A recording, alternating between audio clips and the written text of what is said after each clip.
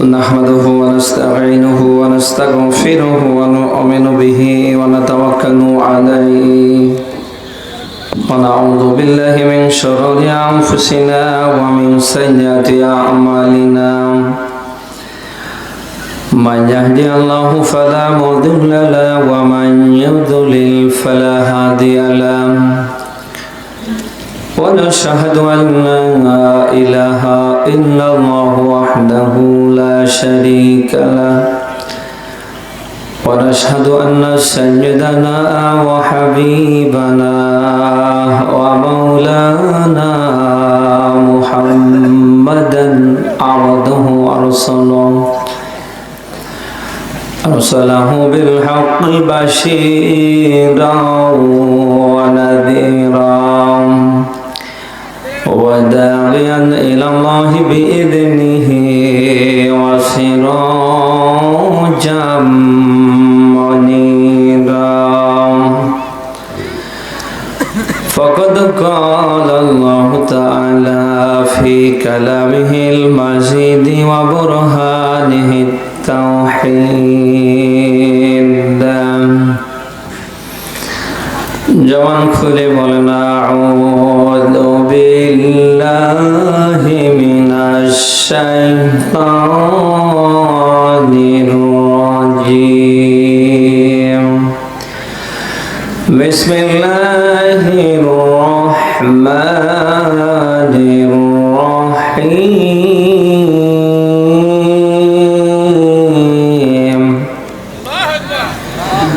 ইয়া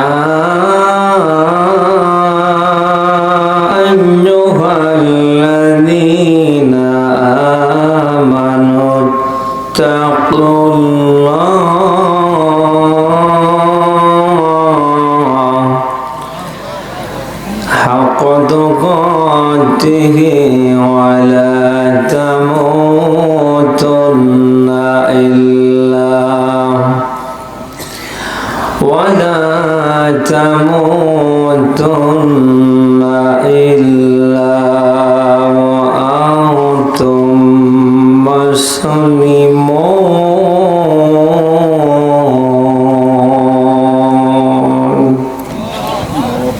صدقت يا ربنا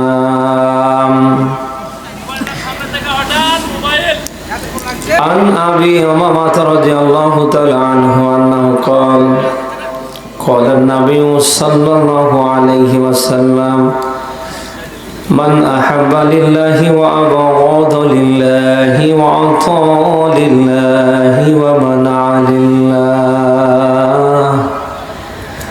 فقد استكمل الإيمان رواه البخاري وقال تعالى في شأن رسوله إن الله وملائكته يصلون على النبي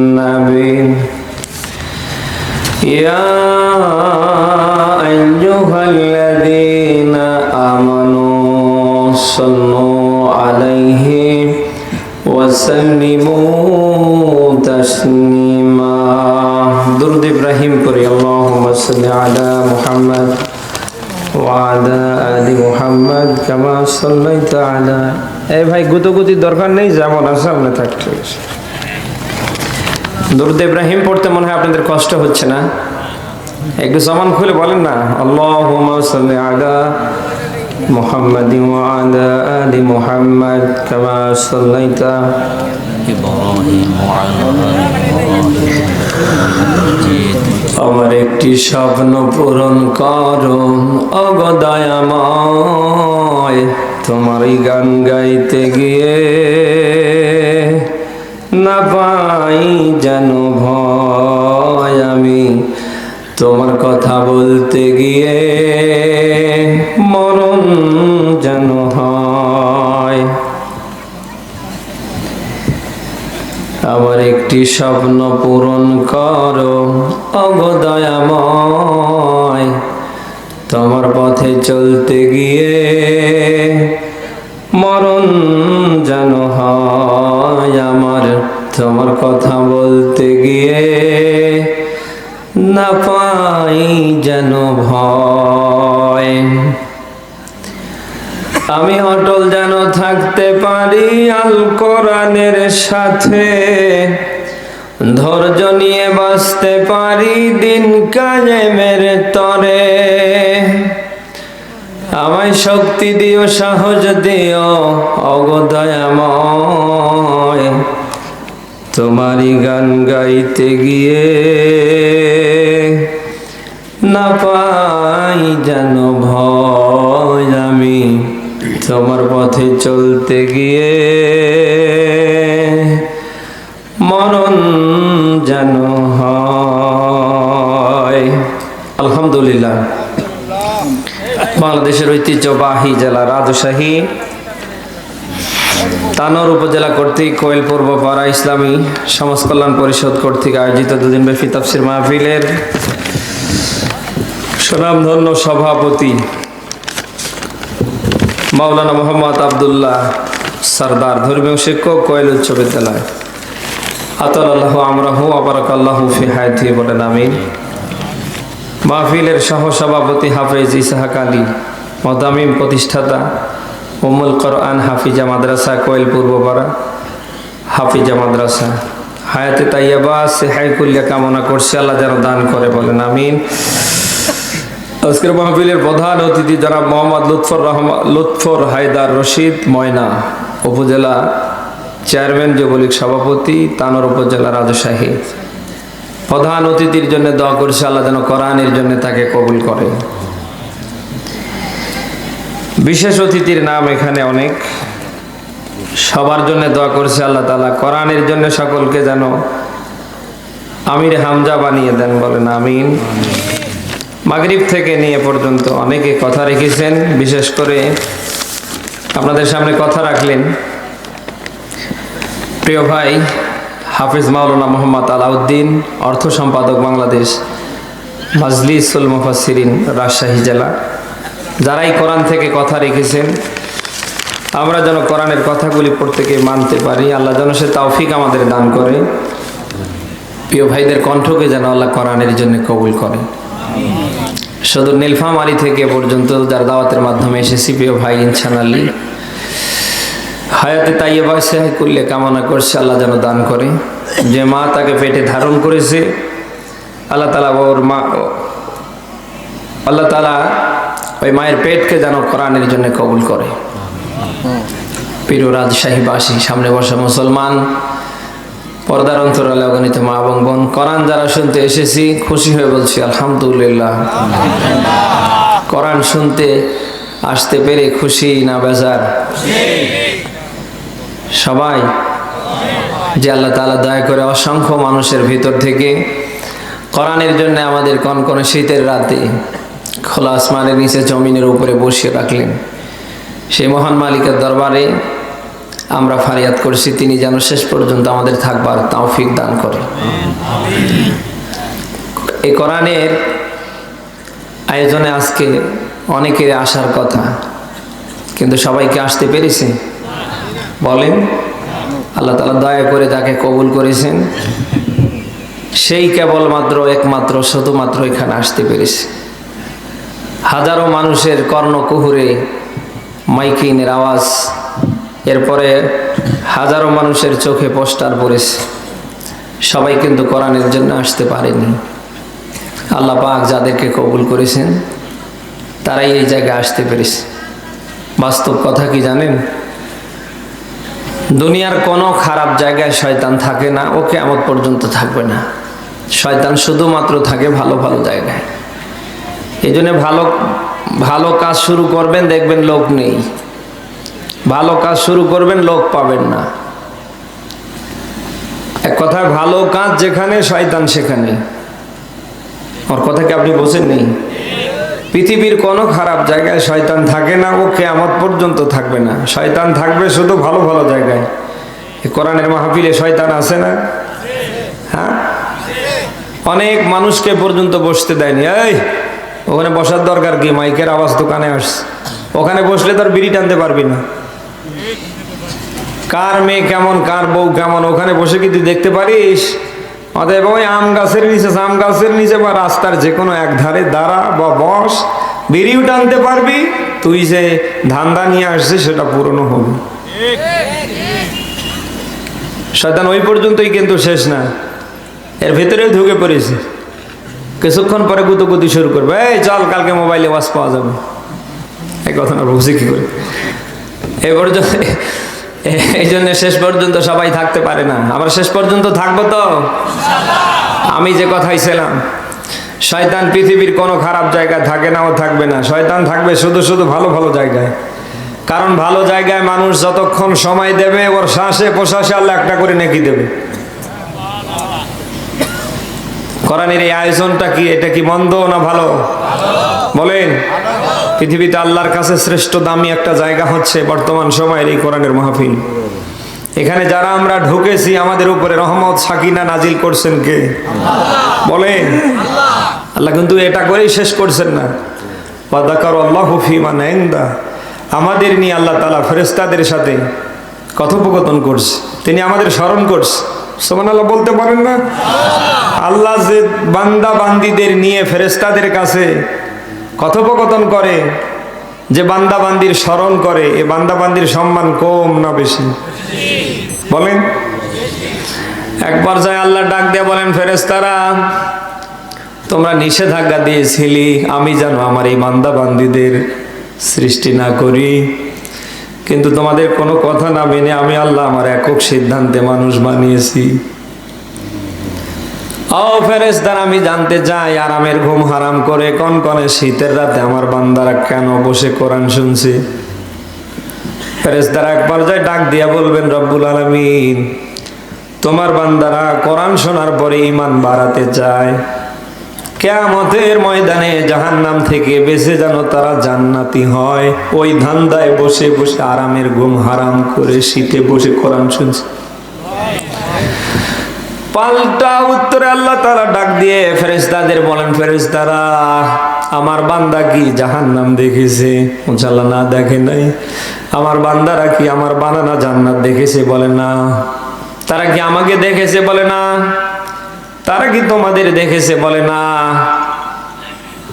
আল্লাহ তাআলা ডাক দিয়ে বলেন, ও ফেরেশতারা, যে বান্দা আমার বানানা জাহান্নাম না দেখে, বানানা জান্নাত না দেখে, যে বান্দা যে বান্দির আমি আল্লাহকে না দেখে আমার আখিরাত পরকালের উপরে বিশ্বাস রেখে আরামের ঘুম হারাম করে কোরআনের জন্য খোলা আসমানের নিচে জমিনে সময় দিতে পারে, তোমরা সাক্ষী থাকো আমি আল্লাহ আমার বান্দা বান্দির জীবনের গুনাহ মাফ করে দিলাম। আমার ভাইরা, এটা শয়তান কখনো চায় না। এজন্য শয়তান ভালো জায়গা যেখানে বাধা দেয়, সেখানে যত বিষয় শয়তান আল্লাহর কাছ থেকে চেয়ে নিয়েছে, তার ভিতরে নাম্বার 1 এটা একটা। ভালো জায়গা যেখানে, ভালো কাজ হবে যেখানে, শয়তান থাকবে সেখানে। ১,৫০০ বছর পূর্বে কোরআন জানিয়েছেন, ক্বালা ফাবিমা আগাওয়াইতানি লাআকউদান্না লাহুম সিরাতাকাল মুস্তাকিম। বলেন আল্লাহু আকবার। সূরা আরাফ ১৭ নম্বর আয়াত এটা। আল্লাহ পাক বলেন, শয়তান যত বিষয় আমার কাছ থেকে চেয়ে নিয়েছে, তার ভিতরে এটা একটা। ভালো কাজ যেখানে, শয়তান থাকবে সেখানে। এই যে সিরাতাকাল মুস্তাকিম, মানুষ ভালো হবার জন্য যত ভালো জায়গায় যাবে, শয়তান তত চাপিয়ে চাপিয়ে থাকবে। পরের আয়াতে আমার আল্লাহ কথাগুলি দিলেন, শয়তান মানুষদেরকে বাধাগ্রস্ত করবার জন্য, ওখান থেকে তাড়ানোর জন্য ডান থেকে আক্রমণ করবে, এরপরে বাম থেকে আক্রমণ করবে, সামনে থেকে আক্রমণ করবে, পেছন থেকে আক্রমণ করবে। সে যেভাবেই হোক চতুর্দিক থেকে অ্যাটাক করার পরে আপনাকে এখান থেকে তুলে দেবে। কারণ আপনি এখানে যতক্ষণ বসে থাকবেন, আপনার শ্বাসে প্রশ্বাসে একদিকে আল্লাহ নেকি দেবে, 2 নম্বরে কোরআন শোনার মধ্য দিয়ে আমার আল্লাহ আপনার ঈমানটা বাড়িয়ে দেবে। কোরআন শোনার মধ্য দিয়ে বানি আদমের ঈমান বেড়ে যাক, এটা শয়তান চায়? বলেন বলেন বলেন। এই জন্য আজ আমরা দেখতে পাই পৃথিবীর কোনো খারাপ জায়গায় খারাপ কাজে কোনো বাধা হয় না, কেউ বাধাও দেয় না। বাধা হয় শুধু এরকম কোরআনের কনসার্ট গুলিতে। পৃথিবীতে যারা ভালো কাজ দেখার পরে ওটাকে যারা সাপোর্ট করতে পারে না, ভালো কাজে যারা এগিয়ে আসতে পারে না, এটাতে যারা হাত রাখতে পারে না, পৃথিবীতে অমানুষ দাবি করতে পারে, ওটা আল্লাহর দৃষ্টিতে মানুষ না, ওটা মানুষ রূপী শয়তান। মানুষ রূপী, আরো জোরে বলেন। কারণ ভালো কাজ যেখানে শয়তানের বাধা, আরো জোরে বলেন।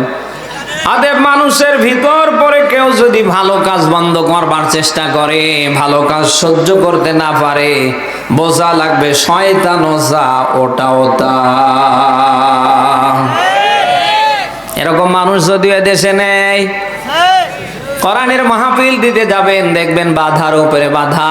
একবার ডিসি অফিসে, একবার এসপি অফিসে, একবার থানায়, একবার উপজেলা চেয়ারম্যানের কাছে, আর একবার ইউনিয়নের কাছে। মানে দৌড়াতে দৌড়াতে পায়ের নিচে শেষে আর জুতো খুঁজে পাওয়া যায় না। আদর্শ দেখেন মমতাজ বিভিন্ন জায়গায় নাচিয়ে বেড়াচ্ছে, বিভিন্ন জায়গায় ড্যান্স করছে, বিভিন্ন গান গিয়ে টাকা পয়সা বস্তা ভর্তি করে হাতিয়ে নিয়ে আসছে। সেখানে কই কোনো বাধা নেই, যেতে হয় না ডিসি অফিসে, যেতে হয় না আপনার এসপি অফিসে, যেতে হয় না উপজেলা পর্যায়ে, যেতে হয় না কোনো ইউনিয়ন পর্যায়ে। বরং কোরআনের মাহফিলে যারা এই জায়গা ও জায়গা, এ না ও না, এখানে সেখানে দেখিয়ে দেয়, ওরা আবার মমতাজের কানসারে টাকা পয়সা দিয়ে অনুমতি দেয়। অতএব শয়তান পৃথিবীর কোন খারাপ জায়গায় থাকে না, ও কিয়ামত পর্যন্ত থাকবে না। ও খারাপ জায়গায় থেকে করবেটা কি? শয়তান কখনো মমতাজের কনসার্টে যায় না, ও যাবে না। কারণ ওখানে গিয়ে লাভ কি? মমতাজকে যারা নিয়ে এসে নাচাচ্ছে, তারা তো শয়তানকে হার মানিয়ে ফেলছে। এই যে 14 ফেব্রুয়ারি ভালোবাসা দিবস আমাদের দেশে পালিত হয়ে গেল, আপনি একটা বার নজরদারি করেন তো। আমাদের এই দেশে 14 ফেব্রুয়ারি ভালোবাসা দিবসের নামে বিভিন্ন পার্কে যা হয়েছে, শয়তান ওখানে যায়। কারণ শয়তান আগেই চিন্তা ভাবনা করেছে 14 ফেব্রুয়ারি এই ভ্যালেন্টাইন্স ডে বিভিন্ন পার্কগুলিতে যা হবে, ওরা আমাকে হার মানিয়ে ফেলবে। আমার মনে হয় এই মানুষগুলিতে দেখে শয়তান লজ্জা পায়। তোদের মতো আর কিছু মানুষ থাকলে অন্তত রাজশাহীর মাটিতে আমার ঢোকার দরকার নেই। অতএব আপনার আমার প্রত্যেকের কাজ হবে ভালো কাজ, যেখানে আমরা থাকবো সেখানে ভালো কাজ হয় না, যেখানে আমরা থাকবো না সেখানে। এই আমরা পারবো না? কারা পারবো দেখি? লিল্লাহে তাকবীর। মুসলিম শরীফের হাদিস বলছি, আল্লাহর নবী বলেন মানুষের ইন্তেকালের পরে সব আমলের দ্বার আল্লাহ বন্ধ করে দেবে। 3টা আমলের দ্বার কিয়ামত পর্যন্ত আল্লাহ বান্দা বান্দির জন্য খুলে রাখবে। তার ভেতরে নাম্বার 1 হচ্ছে সাদকায়ে জারিয়া। কোন মানুষের দ্বারা যদি কোনো ভালো কাজ তৈরি হয়, যেমন এই কোরআনের মাহফিলটা যাদের হাত ধরে আজ পর্যন্ত এসেছে, এই কোরআনের মাহফিল যতদিন দুনিয়ায় জিন্দা থাকবে, এখানে যত হুজুররা এসে কোরআন থেকে কথা বলবে, যত মানুষ কোরআনের কথা শুনবে, তারা সামনে হয়তো 10-15 বছর পরে থাকবে না। এই মাহফিল যতদিন টিকে থাকবে, এর থেকে ওদের আমল নামায় আল্লাহ কিয়ামত পর্যন্ত সব পাঠাতেই থাকবে। আল্লাহর ঘর মসজিদগুলির দিকে তাকান, মক্তব মাদ্রাসাগুলির দিকে তাকান, যাদের হাত দ্বারা এগুলি তৈরি হয়েছে, যাদের 10 টাকা থেকে 10,000, 10 লক্ষ, 10 কোটি টাকা পর্যন্ত এই জায়গায় আছে। অনেকেই হয়তো আজ নেই, কিন্তু আল্লাহর ঘর, নবীর ঘর, এই যে স্থানগুলো টিকে আছে, এই যে মাদ্রাসা, এই যে মসজিদ, যাদের হাত দ্বারা এ পর্যন্ত আছে, এটা কিয়ামত পর্যন্ত টিকে থাকলে এর থেকে মহান আল্লাহ ওদের আমল নামায় সব পাঠাতেই থাকবে। জন্য আমাদের শত্রুতা হবে, বন্ধুত্ব হবে কার জন্যে? আরো জোরে বলেন।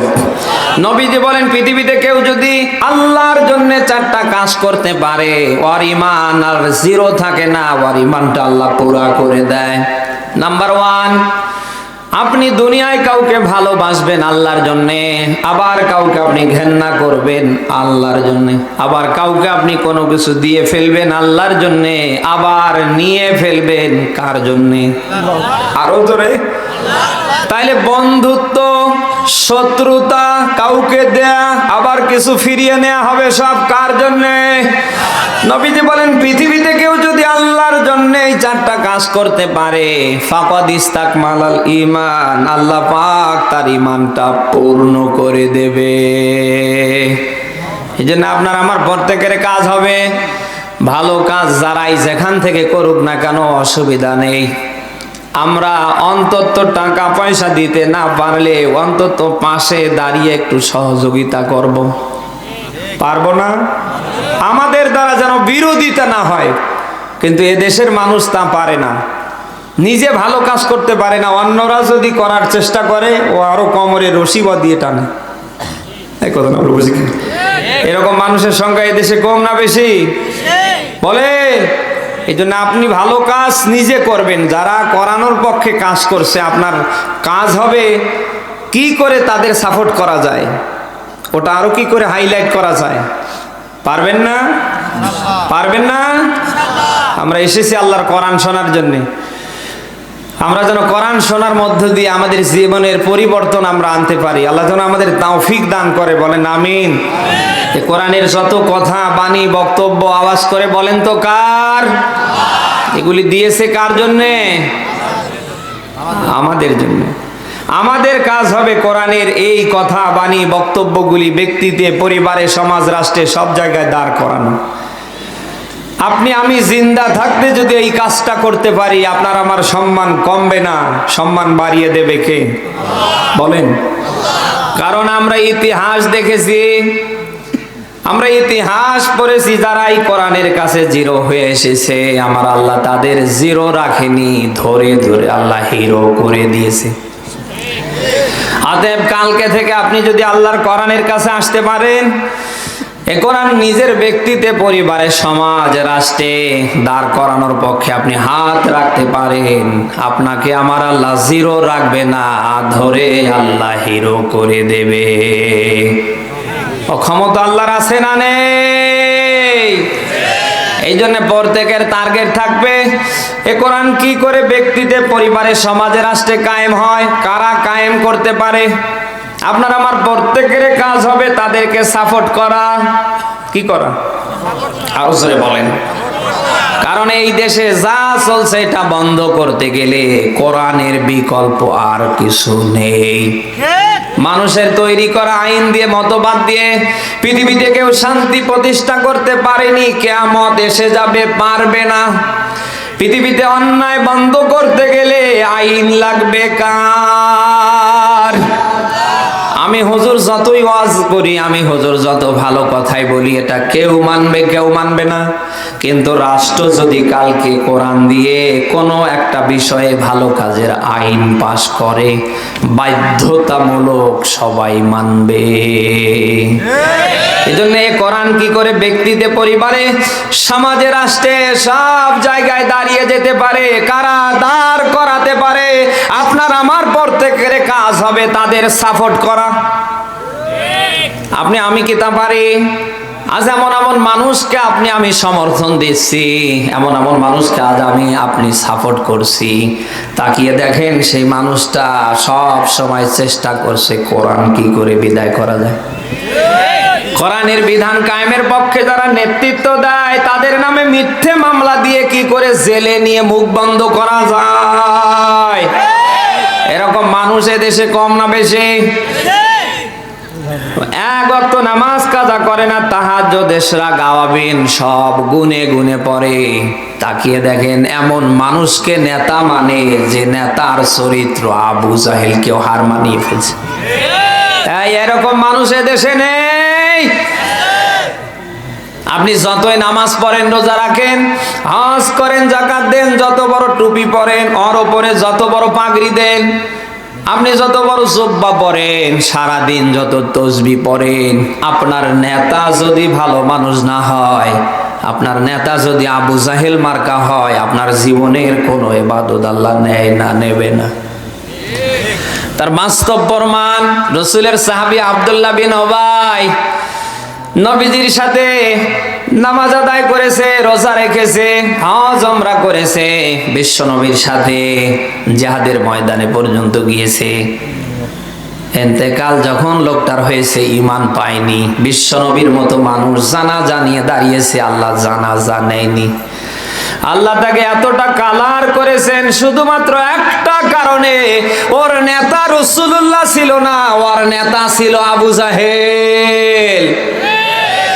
তাইলে আব্দুল্লাহ বিন উবাই রাসূলের সাহাবী হওয়ার পরেও রাসূলুল্লাহকে নেতা না মানার কারণে যদি তার মরার সময় ঈমান না আসে, বিশ্বনবী মুহাম্মদ রাসূলুল্লাহর মতো মানুষ তার জানাজা নিয়ে দাঁড়ানোর পরে যদি আল্লাহ জানাজা ফেরত দেয়, আজ আপনি যা করছেন আপনার বিবেকের কাছে প্রশ্ন করুন।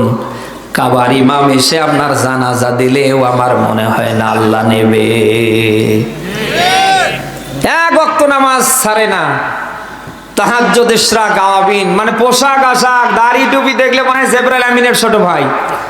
এই কথা না বলে বুঝি কি করে? কোরআনের বিধান কায়েমের পক্ষে যারা, ওদের সহ্যই করতে পারে না। বিশেষ করে আমার মতো হুজুর যদি ভোটে দাঁড়ায়, মাথা ঠিক থাকে না। হুজুররা আজান হবার পরে মসজিদে গিয়ে নামাজের ইমামতি দেবে, মানুষ মারা যাবার পরে জানাজা দেবে, 3 দিন 7 দিন 40 খাবেন। এই এরা কেন এই চেয়ারে আসতে চায়? এরকম মানুষ এই দেশে কম না বেশি? হ্যাঁ, ঈমান আমলের কোনো ঘাটতি নেই। পরিবারের দিকে তাকান, বউ বেটি সকলকে পর্দায় রাখে, অথচ ভোট দেবার সময় আবু জাহেল মার্কা মানুষ ছাড়া কাউরে ভোট দেয় না। কিসের নামাজ পড়েন মিয়া সাহেব? কিসের রোজা রাখেন?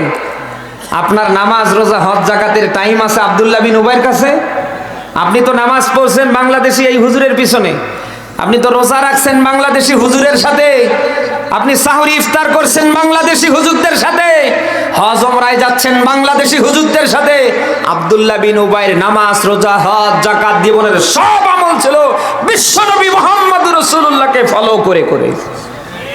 শুধু আল্লাহ রাসূলকে নেতা না মানার কারণে মরার সময় ঈমান পাইনি, আল্লাহ বেঈমান করে মৃত্যু দিয়েছে। রাসূলুল্লাহর মতো মানুষ জানাজা নিয়ে দাঁড়ানোর পরে আল্লাহ যদি জানাজা ফেরত দেয়, ও কাবার ইমাম কেমন জিবরাইল আমিন জানাজা নেয় দাঁড়ালেও আল্লাহ নেয় না, নেবে না। কথা না বলে বুঝি কি করে? এইজন্য আপনার নেতা হবে আবু জাহেল মার্কা মানুষ? হ্যাঁ, আপনার নেতা হবে কে? আপনার নেতা হবে বিশ্বনবী মুহাম্মদ রাসূলুল্লাহর মতো মানুষ,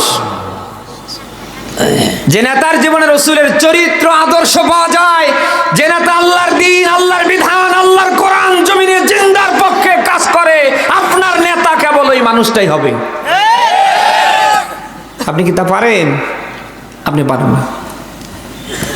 এই জন্য কিয়ামতে মানুষ যত বিষয় দুঃখ করবে, যত বিষয় আফসোসের ভেতরে নিয়ে আসবে, তার ভেতরে এটাও একটা ডাক দিয়া বলবে, রব্বুল আলামিন আজ আমাদের এই অবস্থা হতো না দুনিয়ায় যদি ভালো ভালো মানুষগুলির আমরা নেতা মানতাম, যারা সমাজের, যারা রাষ্ট্রের ভিতরে তোমার বিধান কায়েমের পক্ষে নেতৃত্ব দিয়েছিল, যারা ডাক দিয়েছিল, রব্বুল আলামিন আমরা যদি তাদের ডাকে সাড়া দিতাম, আমরা যদি তাদের রায় দিতাম, সমর্থন দিতাম, আজ আমাদের জাহান্নামে আসা লাগতো না।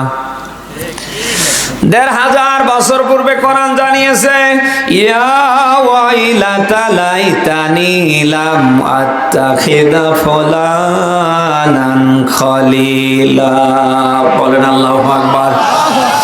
সূরা ফুরকান 25 নম্বর সূরার 19 নম্বর পারার প্রথম নম্বর পৃষ্ঠার 28 নম্বর আয়াত। এটা আল্লাহ পাক বলেন, কিয়ামতের ময়দানে মানুষ যত বিষয়ে দুঃখ করবে, আমার কাছে আফসোস করবে, তার ভিতরে এটা একটা ডাক দিয়ে বলবে, রব্বুল আলামিন আমরা ওই মানুষগুলির যদি খলিল করতাম, নেতা করতাম, বন্ধু করতাম, অন্তত আজ আমাদের এহেন অবস্থা হতো না।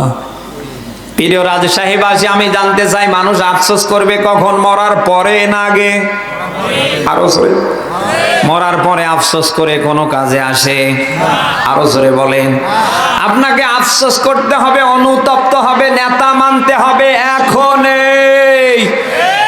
জিন্দা থাকতে যদি কোরআনের পক্ষের কোন সমর্থক, কর্মী, কোন লিডারকে নেতা হিসাবে মানতে না পারেন, মারা যাবার পরে এটার জন্য যতই আফসোস করেন কোনো কাজে আসবে না। কোরআন আল্লাহ আপনার জন্য দিয়েছিলেন, আপনি যেন দুনিয়ায় একে মানেন, এটা প্রতিষ্ঠা করেন, এর পক্ষে কাজ করেন। মারা যাবার পরে কোরআন দিয়ে 3 দিন 7 দিন 40 আয় যত কিছু হবে একটা আল্লাহ নেবে না? নেবে না? কোরআন আল্লাহ দিয়েছিলেন জিন্দা মানুষদের জন্য, কোন মরা মানুষের জন্য আল্লাহ কোরআন দেয়নি। আমার আল্লাহ কোরআন দিয়েছিলেন জিন্দা মানুষদের জন্য। আপনি 80 বছর 70 বছর হায়াত পাবার পরে আপনি কোরআনের বিধান কায়েমের পক্ষে হাত রাখতে পারেননি, বরং আরো চেষ্টা করেছেন কি করে এই কোরআন বিদায় করা যায়। মারা যাবার পরে যত বড় হুজুর আপনার লাশটা নিয়ে কবরে নামাই দিক, কবরে নামানোর পরে যত বড় ওই দোয়া পড়ুক, ওটা আল্লাহ নেয় না? নেবে? আরো জোরে বলেন। এই যে সভাপতি সাহেব বসে আছে, আপনি ওনার বাসায় কাজ করেছেন, সন্ধ্যাবেলায় যদি ওনারে বলেন হুজুর টাকা দেন, উনি দেবে, কারণ ওনার কাজ করেছেন। কিন্তু ওনারে ফোন না দিয়ে যদি আমারে ফোন দেন হুজুর টাকা দেন, আমি দেব। সারা দিন ওনার বাসায় কাজ করলে উনি আপনাকে বেতন দেবে, প্রয়োজনে চার দোকানে বসায় 10 টাকা আরো খাওয়াবে। কিন্তু আমার কাজ না করে যদি ফোন দেন, আমি তো টাকা দেবই না, চাও খাওয়াবো না, বরং আরো ঝাড়ি দেব। দুনিয়ায় আমার আল্লাহ পাঠিয়েছে আপনাকে তার বিধান মানার জন্য, তার দাসত্ব গোলামির জন্য। এটা কি করে সমাজে রাষ্ট্রে কায়েম হয়, ওই পক্ষে কাজ করবেন ওই জন্যে। 70-80 বছর হায়াত পাবার পরে আপনি এর পক্ষে হাত রাখতে পারেননি। সর্বাত্মক আবু জাহেল আবুল আহাবের মতো প্রচেষ্টা চালিয়েছেন। এবার আপনার ইন্তেকালের পরে কবরে যত বড় হুজুর আপনারে নামিয়ে দিয়ে দোয়া পড়ুক বিসমিল্লাহি ওয়া আলা মিল্লাতি রাসূলিল্লাহ, ওটা আল্লাহ নেয় না? কথা না বলে বুঝি কি করে? এই যে মানুষকে কবরে নামানোর পরে আমরা দোয়া পড়ি বিসমিল্লাহি ওয়া আলা মিল্লাতি রাসূলিল্লাহ, আল্লাহ তোমার এবং রাসূলের মিল্লাতের উপরে একে রেখে গেলাম। যে লোকটা জীবন ইসলামের বিরুদ্ধে, কোরআনের বিরুদ্ধে, আল্লাহর বিরুদ্ধে, রাসূলের বিরুদ্ধে, নায়েবে নবী নায়েবে রাসূলদের বিরুদ্ধে, এটা মারা যাবার পরে আর কবরে যতবারই দোয়া পড়া হোক ওটা আল্লাহ নেয়। আরো জোরে বলেন। অতএব আপনার আমার প্রত্যেকের কাজ হবে জিন্দা থাকতে কারা কোরআনের বিধান সমাজে রাষ্ট্রে কায়েম করতে পারে তাদের সাপোর্ট করা, রায় দেয়া। কোরআনের বিধান কায়েমের বিপক্ষে যাবে 2টা গোষ্ঠী।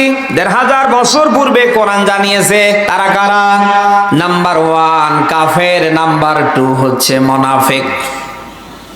কয়টা গোষ্ঠী? 2টা। আরো জোরে বলেন। নাম্বার 1 হচ্ছে কাফের, নাম্বার 2 হচ্ছে মুনাফিক। কাফেররা, মুনাফিকরা কখনো চাইনি আল্লাহর বিধান জমিনে জিন্দা হোক। কিয়ামতের আগ পর্যন্ত কোন কাফিরের বাচ্চা, কোন মুনাফিকের বাচ্চা চায় না আল্লাহর বিধান সমাজে রাষ্ট্রে জিন্দা হোক। কারণ তারা ভালো করে জানে কোরআনের বিধান যদি সমাজে রাষ্ট্রে কায়েম হয়ে যায়, আর এই পক্ষের সমর্থক কর্মী লিডাররা যদি চেয়ারগুলিতে বসে যায়, আমাদের পিঠেরও একটা চামড়া থাকবে না। এই কথা না বলে বুঝি কি করে? কোরআন নাজিলের সূচনা থেকে কিয়ামতের আগ পর্যন্ত কোরআনের বিরুদ্ধচারণ 2টা গোষ্ঠী করবে, একটা কাফের আর একটা মুনাফিক। এই জন্য সেই সময় আল্লাহ তাআলা তার রাসূলকে, তার নবীকে এদের বিরুদ্ধে জিহাদের ঘোষণা দিয়েছেন।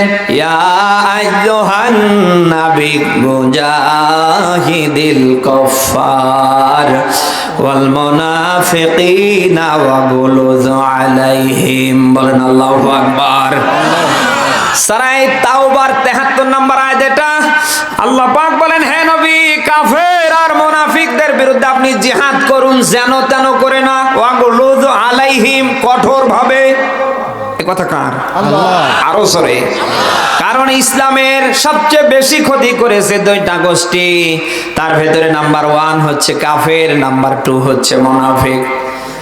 তবে ইতিহাস দাঁড় করলে পাওয়া যায় সেই সময় কাফেরদের চেয়ে ইসলামের সবচেয়ে বেশি ক্ষতি করেছে নামধারী মুনাফিকের বাচ্চা দ্বারা ওরা।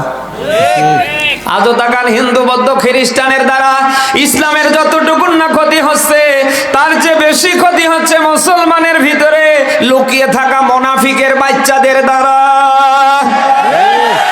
আজ কোরআনের মাহফিল আমাদের হক কথা বলতে দেয় না, বিভিন্ন জেলায় আমাদের মাহফিল নিষিদ্ধ করে দেয়, বিভিন্ন জায়গায় আমাদের গাড়ি আটকিয়ে আমাদেরকে কষ্ট দেয়। কারা? একটা হিন্দু বৌদ্ধ খ্রিস্টান না, তাকিয়ে দেখেন মুসলমানের ভিতরে লুকিয়ে থাকে এই মুনাফিকের বাচ্চারা। আজ যদি মুসলমানের ভিতরে এই মুনাফিকের বাচ্চারা লুকিয়ে না থাকতো, বাংলার মাটিতে আল্লামা সাইদির মতো মানুষকে জেলখানায় মরতে হতো না। আজ আমির হামজাকে জামিনে মুক্তি দেয়া হয়েছে, আপনারা দেখতে পাচ্ছেন কোথাও মাহফিলের অনুমতি দেয়, কোথাও দেয় না। আজ সংখ্যাগরিষ্ঠ মুসলমানের দেশে বিশেষ করে এই মুনাফিকের বাচ্চারা লুকিয়ে থেকে যদি ভূমিকা পালন না করত, বাংলার মাটিতে আমিরে হামজাকে জেলে যাওয়া লাগতো না। বাংলাদেশে আমির হামজার মাহফিল নিষিদ্ধ করা তো দূরের কথা, রাষ্ট্রীয়ভাবে আরো পারমিশন সব জায়গায় পেয়ে যেত। আজ তাকান আমার মতো আলেমের নামে মিথ্যে মামলা দিয়ে আমার জেলে পাঠায় কারা? একটাও হিন্দু বৌদ্ধ খ্রিস্টান না। আজ আমাকে কষ্ট দেয়, আমার মাহফিল বন্ধ করে দেয়, আমার নামে থানায় নানা ধরনের বাজে মন্তব্য পাঠায় কারা? তাকিয়ে দেখেন মুসলমানের ভিতরে লুকিয়ে থাকে এই মুনাফিকের বাচ্চারা। এখন তো কে মুমিন কে মুনাফিক কোনো বোঝার কায়দা নেই। মাথায় টুপি, মুখে দাড়ি, পোশাক আশাক দেখলে মনে হয় জান্নাত থেকে পালিয়ে এসেছে। বাস্তবতা তো আর অস্বীকার করা যায় না। কোরআনের বিধান যারাই কায়েম করবার পক্ষে, তাকিয়ে দেখেন ওরা তাদের শত্রু। এই কথা না বলে বুঝি কি করে?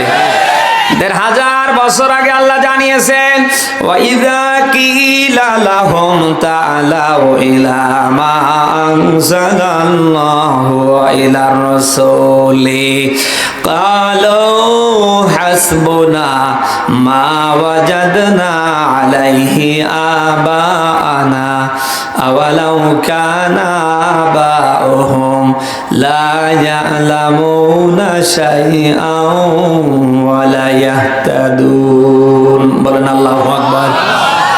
সূরা মাইদার ১০৪ নম্বর আয়াত এটা। আল্লাহ পাক বলেন, হে নবী, যখনই আপনি বলবেন তাআলাও এদিকে আসো, ইলা মা আনজালাল্লাহু ওয়া ইলার রাসূল, আল্লাহ আমার উপরে যা নাজিল করেছে তা দিয়ে সমাজ চালাই, রাষ্ট্র চালাই। হে নবী, আপনি তখনই দেখতে পারবেন মুনাফিকের বাচ্চারা যারা, তারাই কথা আপনাকে বলবে, ক্বালু হাসবুনা, আমাদের জন্য যথেষ্ট। কোরআন দিয়ে সমাজ চালা, রাষ্ট্র চালা, চুরি ডাকাতি চিন্তাই রাহাজানি খুন খারাপি বন্ধের দরকার নেই। আমাদের মুরব্বীরা, আমাদের নেতারা যা নিয়েছে তাই আমাদের সমাজ রাষ্ট্রের জন্য যথেষ্ট। অথচ আল্লাহ তাআলা বলেন, আওয়ালাউ কানা আবাহুম লা ইয়ালামুনা শাইআন ওয়া লা ইয়াহতাদুন। আল্লাহ বলেন ওদের বাপ দাদা মুরব্বীরা কিচ্ছু জানতো না, এমনকি তারা হেদায়েতের উপরেও ছিল না। কোরআনের বিধান দিয়ে সমাজ রাষ্ট্র কায়েমের পক্ষে, গঠনের পক্ষে যখন আপনি ডাক দেবেন, যারাই কেটে পড়বে বুঝতে হবে ওরা মুমিন না, মুসলিম না, ওরা মুনাফিক।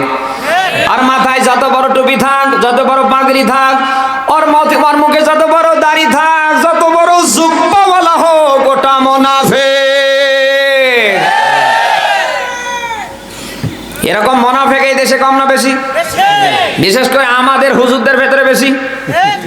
এই কথা বলছি, আল্লাহর দিন কায়েমের পক্ষে, আল্লাহর বিধান সমাজে রাষ্ট্রে জিন্দা করবার পক্ষে একটা দল তখন থেকে এখন পর্যন্ত কাজ করে যাচ্ছে, যে দলের নাম বাংলাদেশ জামাত ইসলামী এবং ছাত্র শিবির।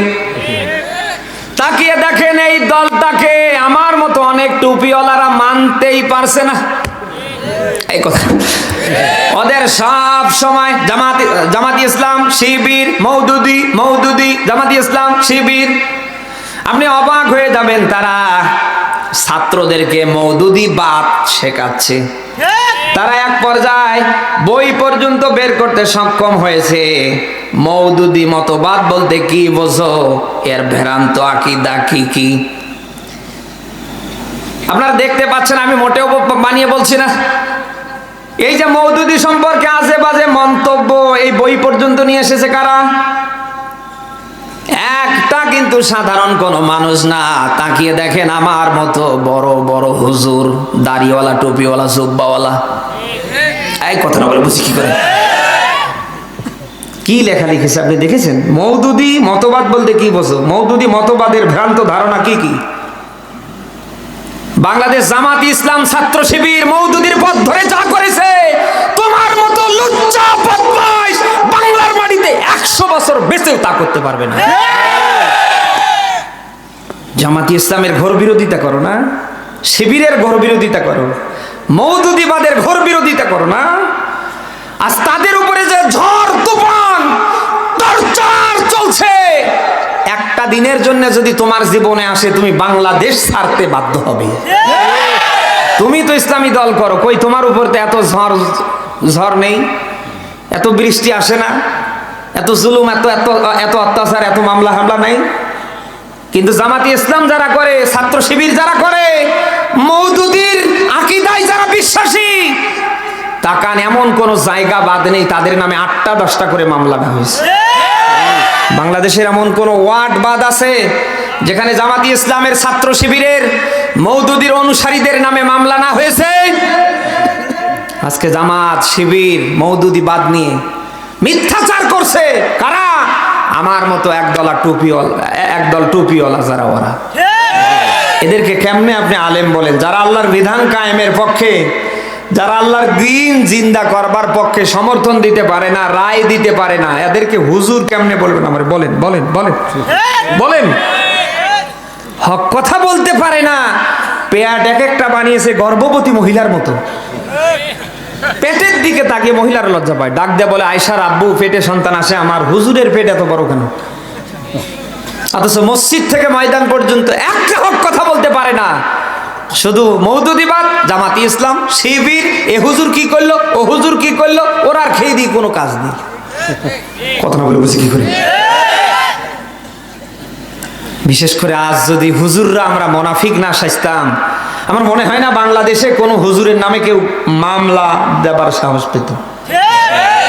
আমার এক ভাইকে ধরে নিয়ে যায়, আমাদের প্রত্যেকের কাজ ছিল 10 ভাই ময়দানে নামা, কিন্তু আমরা হুজুররা কি পেরেছি? আমার মতো হুজুর এখান থেকে ধরে নিয়ে যাবে, কত হুজুর খুশি হবে। এর আরো 10 বছর আগে গ্রেফতার করা উচিত ছিল না। কথা না বলে বুঝি কি করে? জুমায় কথা বলতে গিয়ে আমার চাকরি চলে যায়। এদেশে অনেক হুজুর বাজারে গিয়ে মিষ্টি কিনে আনন্দ করে, কথা না বলে বুঝি খুশির সংবাদ ছড়ায়। আমাদের তো টার্গেট ছিল আরো কিছুদিন আগে অপমানিত হবে, এর চাকরি খেয়ে ফেলবে বা চাকরি চলে যাবে। অথচ আপনার আমার প্রত্যেকের কাজ কি ছিল? আমার এক ভাই চাকরি গিয়েছে, 10 ভাই ওই জায়গায় গিয়ে দাঁড়ানো, কেন তার চাকরি চলে যাবে বলেন? আজ আমরা আলেমরা এক হতে পারিনি। জাতির এই ক্লান্তি লগ্নে আমরা যদি আলেমরা এক হতাম, ঐক্যের পথ যদি আমরা বহাল রাখতাম, আমার মনে হয় না ইসলামের বিরুদ্ধে, কোরআনের বিরুদ্ধে আলেমদের নামে মিথ্যে মামলা দিয়ে কেউ 24 ঘন্টার জন্য দেশে বাঁচতে পারত। আমরা আলেমরা পারি না। এখনো গুতুগুতি আমাদের ভেতরে আছে না নেই? হ্যাঁ, এখনো আমাদের ভেতরে গুতুগুতি। আল্লাহর রাস্তে গুতুগুতি ছেড়ে দেন, বন্ধ করেন। কোরআনের বিধান সমাজের রাষ্ট্রে কায়েম করা ফরজ। কে কোন আকীদার, কে কি করলো, এ বিষয় কিয়ামতে আপনাকে ধরা হবে না। আপনাকে এই কোরআনের বিধান মানার ব্যাপারে, বাস্তবায়নের ব্যাপারে ধরবে কে? আরো জোরে আল্লাহ পাক বলেন, ইন্নাল্লাযী ফারাদা আলাইকাল কোরআন। খুব খেয়াল করে শুনবেন, সূরা কসাসের 85 নম্বর আয়াতের প্রথম অংশে পাবেন। আল্লাহ পাক বলেন, কোরআনের বিধান মানা আমি আল্লাহ তাআলা ফরজ করে দিয়েছি, আর এর ব্যাপারে কিয়ামতের ময়দানে অচিরেই ধরব। ওয়া ইন্নাহু লাযিকরুল লাকা ওয়া লিকাওমিকা ওয়া সাউফা তুসআলুন। বলেন আল্লাহু আকবার। আয়াতটার দিকে খেয়াল করেন। আল্লাহ পাক বলেন, হে নবী, কোরআন আপনার জন্য, আপনার কওমের জন্য, ওয়াসাউফা তুসআলুন, আর এই কোরআনের ব্যাপারে অচিরেই ধরা হবে। এই কথাগুলি কার? আরো জোরে বলেন। অতএব আপনাকে আমার আল্লাহ কোরআন মানার ব্যাপারে ধরবে, আপনি মানানোর পক্ষে কাজ করলেন কিনা এই বিষয় ধরবে কে? আরো জোরে বলেন। অতএব দলাদলি, অতএব যা করছেন ছেড়ে দেন, বন্ধ করেন, ব্রেক ধরেন। আল্লাহর বিধান কেমনে কায়েম হয়, কারা কায়েম করতে পারে, ওই পক্ষে কাজ করেন। আপনার সম্মান কমবে না, বরং মহান আল্লাহ আপনার সম্মান বাড়িয়ে দেবে। আমরা দেখেছি কোরআনের জন্য যারা যেখানে লাঞ্ছিত, অপমানিত, যারা যেখানে হিজরত করেছে, তাদের সম্মান কিন্তু কমেনি, মহান আল্লাহ আকাশচুম্বী করে দিয়েছে। আজ আল্লামা সাঈদী আমাদের মাঝে নেই, তাদের কি হয়েছে? মুসলমানের এমন কোন ঘর বাদ নেই যে আল্লামা সাঈদী নেই। এই কথা না বলে বুঝি কি করে? অতএব মুনাফিকি ছেড়ে দেন, বন্ধ করেন। কি করে কোরআনের বিধান সমাজে রাষ্ট্রে কায়েম করা যায়, ওই পক্ষে কাজ করেন। কাজ করতে গিয়ে যদি আপনি জেলে যান, আপনি যদি ফাঁসিতেও ঝোলেন, অসুবিধা নেই, কারণ একদিন না একদিন আমাদের সবারে মরতে হবে, না হবে না? আরো জোরে। 10 বছর জ্বরে কাতরিয়ে মরার চেয়ে আল্লাহর বিধান কায়েমের জন্য একটা হুঙ্কার দিয়ে মরার দাম আল্লাহর কাছে কম না বেশি? এজন্য কোরআন যারা শুনতে এসেছি, আমাদের কাজ হবে আমরা মরলে শহীদ, বাঁচলে আরো জোরে বলেন, আমরা বাঁচবো আল্লাহর কোরআনের জন্য, আবার মরবো আরো জোরে বলেন। কারণ নবীজি বলেন কিয়ামতের ময়দান যখন কায়েম হবে, সব মানুষেরা যখন মানুষ থেকে আলাদা হয়ে যাবে, কেউ কারোর কাছে কোনো পরিচয় দেবে না। নবীজি বলেন এই কোরআন কিয়ামতের ময়দানে কারোর পক্ষে যাবে, আবার এই কোরআন কারোর বিপক্ষে যাবে। নবীজি বলেন আল কোরআন হুজ্জাতুল লাকা ওয়া আলাইক, এটা কারোর পক্ষের দলিল হবে, কারোর বিপক্ষের দলিল হবে। নবীজি বলেন এটা কিয়ামতের ময়দানে যাদের পক্ষে যাবে, মহান আল্লাহ কোরআনের সুপারিশ নিয়ে তাদের জান্নাতে দেবে। এই দরকার আছে না? আমাদের বাঁচা মরা হবে আল্লাহর কোরআনের জন্য। অতএব আল্লাহর কোরআন সমাজে রাষ্ট্রে দাঁড় করাতে গিয়ে যদি জেলে যেতে হয়, ফাঁসিতে যে জীবন দিতে হয়, আমরা পারবো তো? পারবো। রাজশাহীর মুসলমান আমরা পারবো। কারা পারবো দেখি লিল্লাহে তাকবীর।